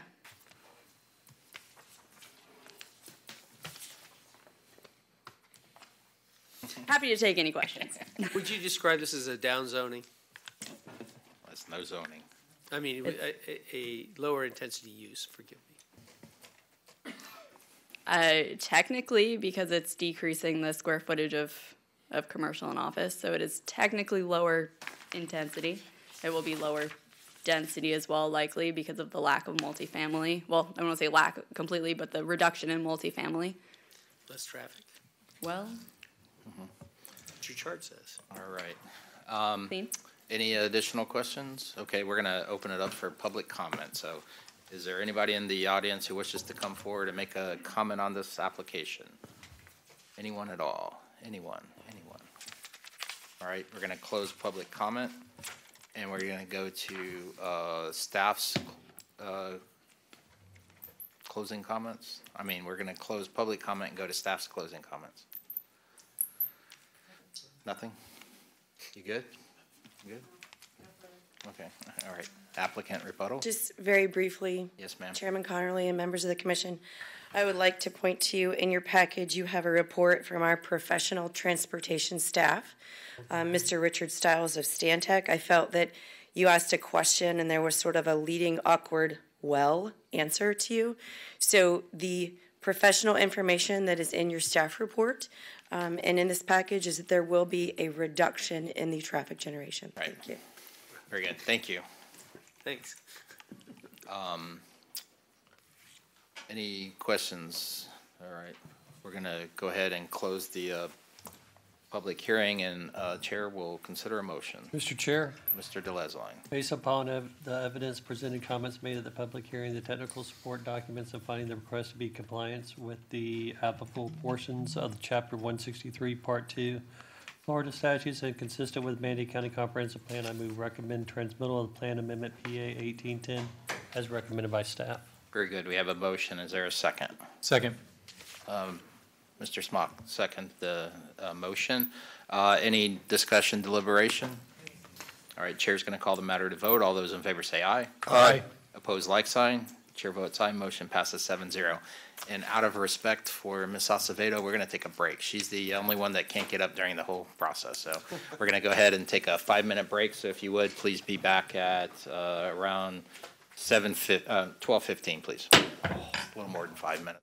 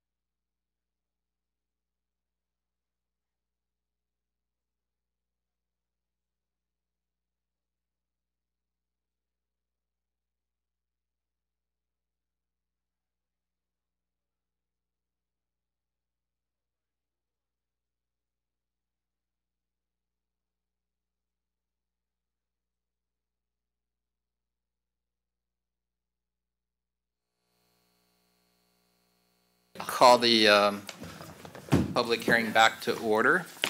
And I believe we were about to read the next item, item number 8, into the record. Ms. Tusing, could you please read Yes, item? Plan Amendment 1812, Ordinance 1901, Lakewood Center Addition. This is a large-scale map amendment. Again, it's a legislative item. This is a privately initiated excuse me, map amendment to designate specific real property from the IL, Light Industrial Future Land Use classification, to the MUC, Mixed Use Community Future Land Use classification, and to establish a sub-area of R residential. The property is located on the east side of Lakewood Ranch Boulevard, generally north of Wood Fern Trail, and approximately 1/2 mile west of White Eagle Boulevard and 1/2 mile south of Gatewood Drive. The applicant's representative is here, as well as staff, for presentation. Very good. Hello again, Ms. Mook. Good morning, good afternoon, where are we now?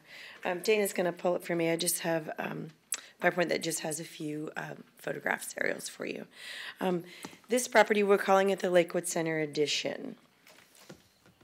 The amendment, as Margaret has spoken to you about, is a map amendment, so a little bit different than the last one we saw.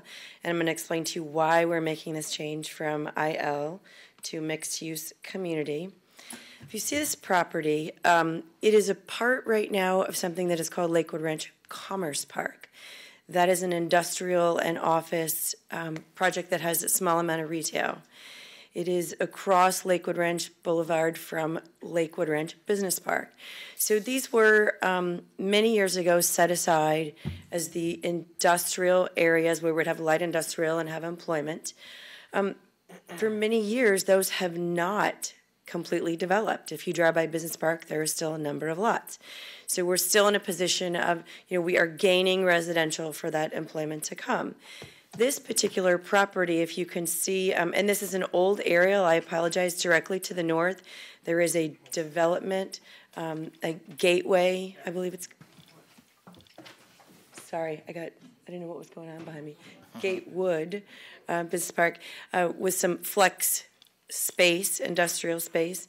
And this particular area is really isolated from the remainder of that property. It is surrounded by a wetland, and so it really contextually it relates more to the Lakewood Center property, to the residential.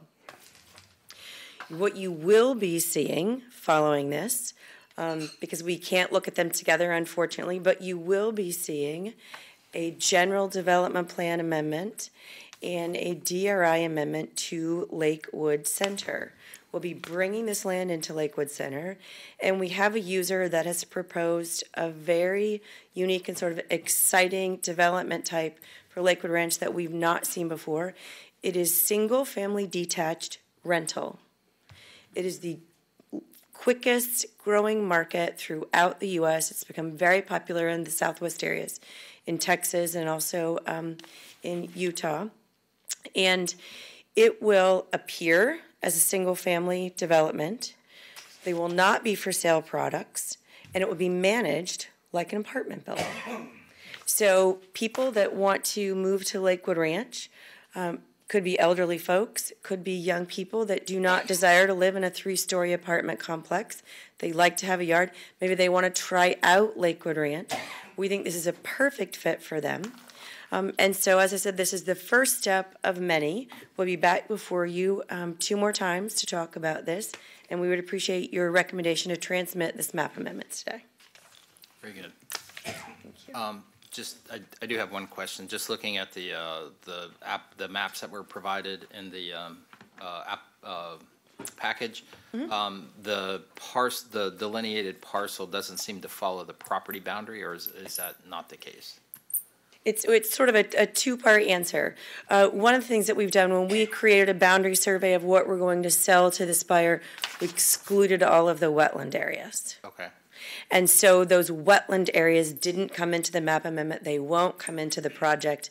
And Rosina says she has spoken to her GIS department about that sort of hiatus in there. Okay, all right. It just, there seems to be property that would likely fall in the development category that's maybe kind of carved out a little bit, so I didn't know if that was, Is that going to be a preserve? Good morning, Rosina Leider by staff. This is the area that is shown, and the delineation in yellow is follow the survey that is provided. I talked with the GIS people, and they says the picture that we have for the GIS is older than the modifications that has been done within the area. Okay. But the area that is part of the application is not a wetland. There is no wetlands, and we have the environmental report. okay, just curious, it just looked to be a little Yes, arbitrary when the two are put together. That caught my attention, but GIS cannot do anything because this is the picture or the legal description, and the other one is the picture that we have for, unless we move it and don't gonna reflect exactly what is the location of the site. Understood, completely understood. All right, very good. Interesting. Is that it? Does that conclude the staff's presentation? Legally. Just sell that. We agree with the findings.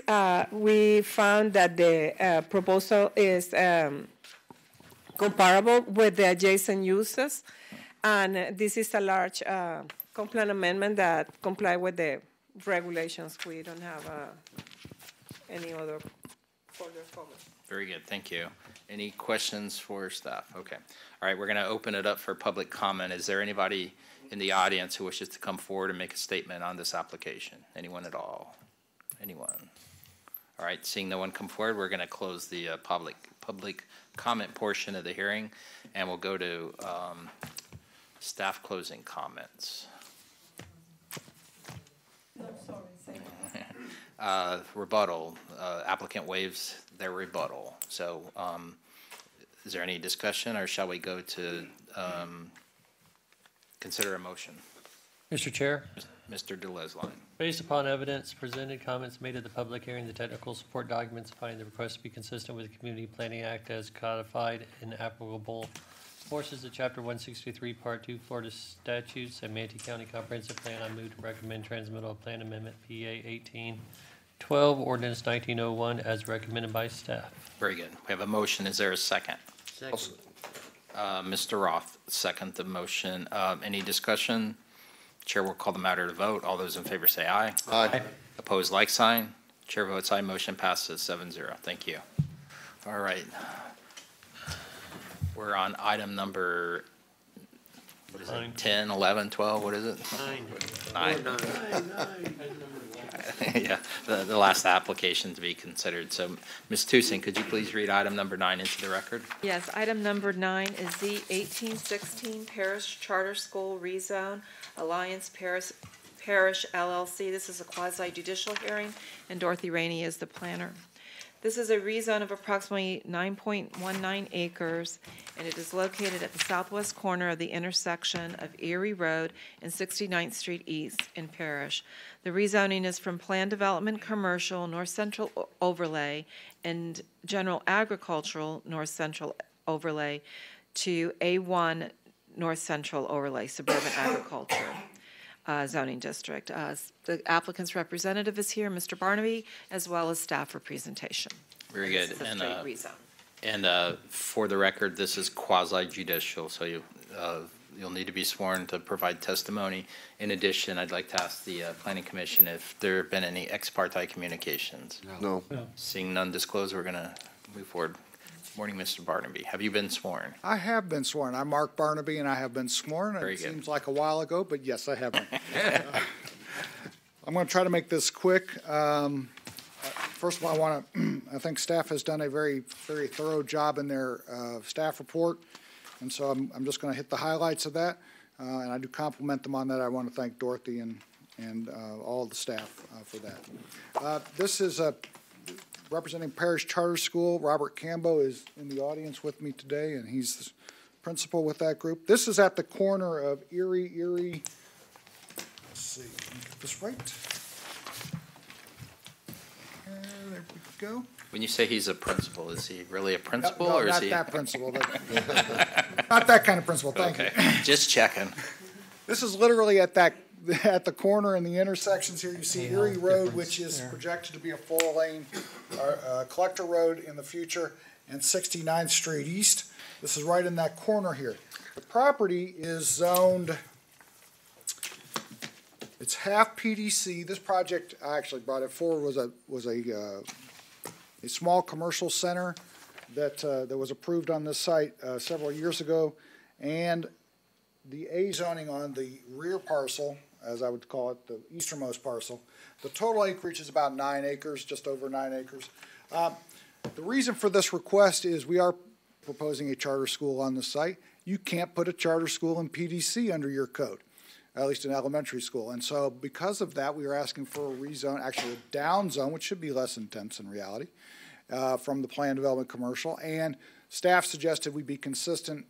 We're zoning to A1, and to be consistent, zone the other half, which is currently A to A1 as well. As you can see, the area around here is a large number of things.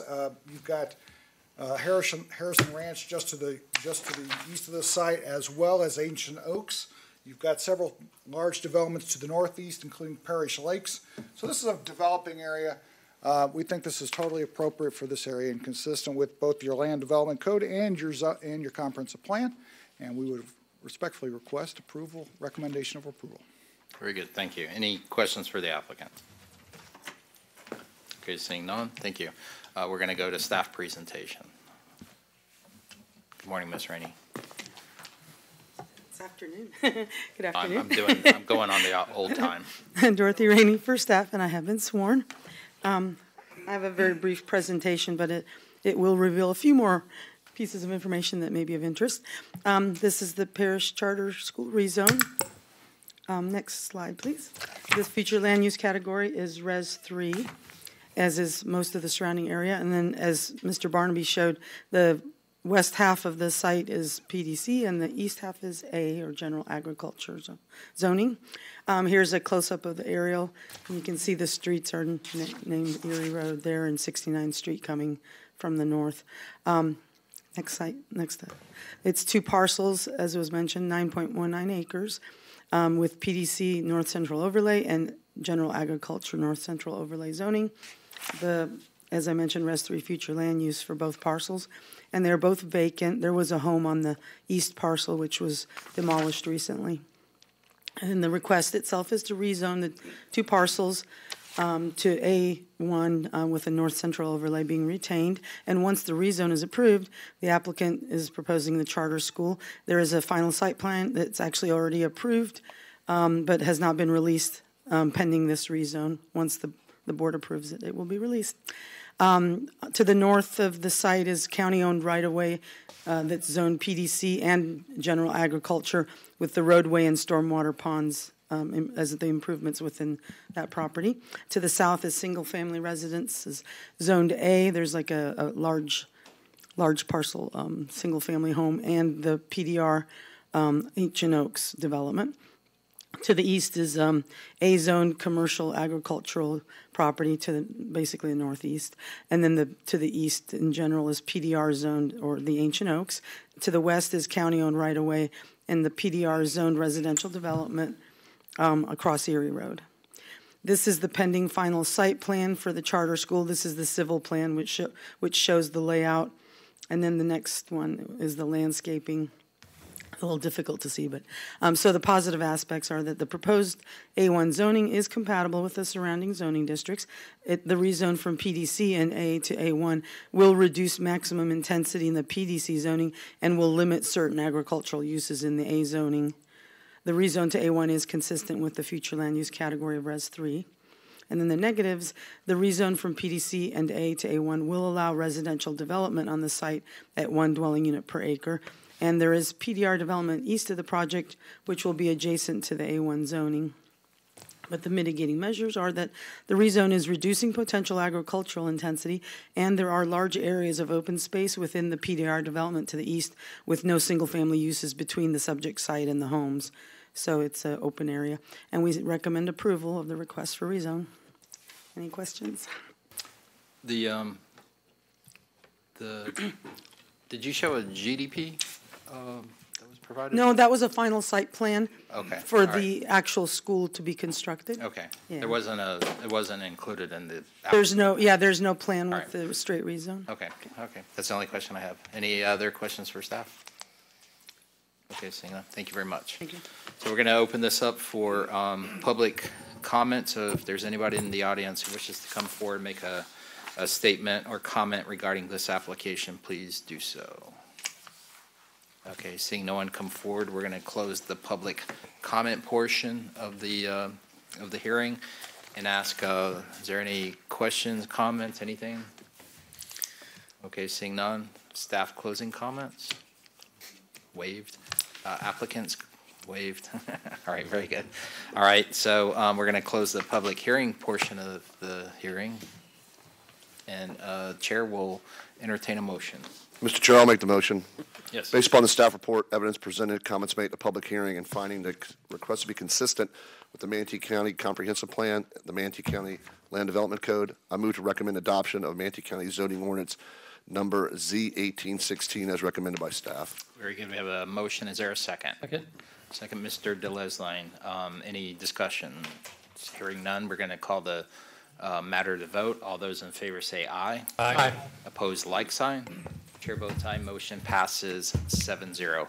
And before we close the meeting, just like to remind everybody on the commission, on April 22nd, they open the registrations for the Ms. Schenk, what is it called? Public Law Seminar? Is that what they're calling it? Oh, this county attorney continuing legal education. Okay, so that's an opportunity for members of the commission to go, and one of the things that's discussed is sunshine, of course, and then also you get to get a little bit more of a flavor of the things that are considered by staff and by the county attorney's office. So it opens on April 22nd, and the actual seminar is May 23rd, I believe, so. I think it's from 8:30 to 12:30. Right. And it's very helpful. And if by chance you're an attorney on the side and you need continuing ed, that's a place you can get it. So all right. After that, we're going to call the meeting closed. Thank you.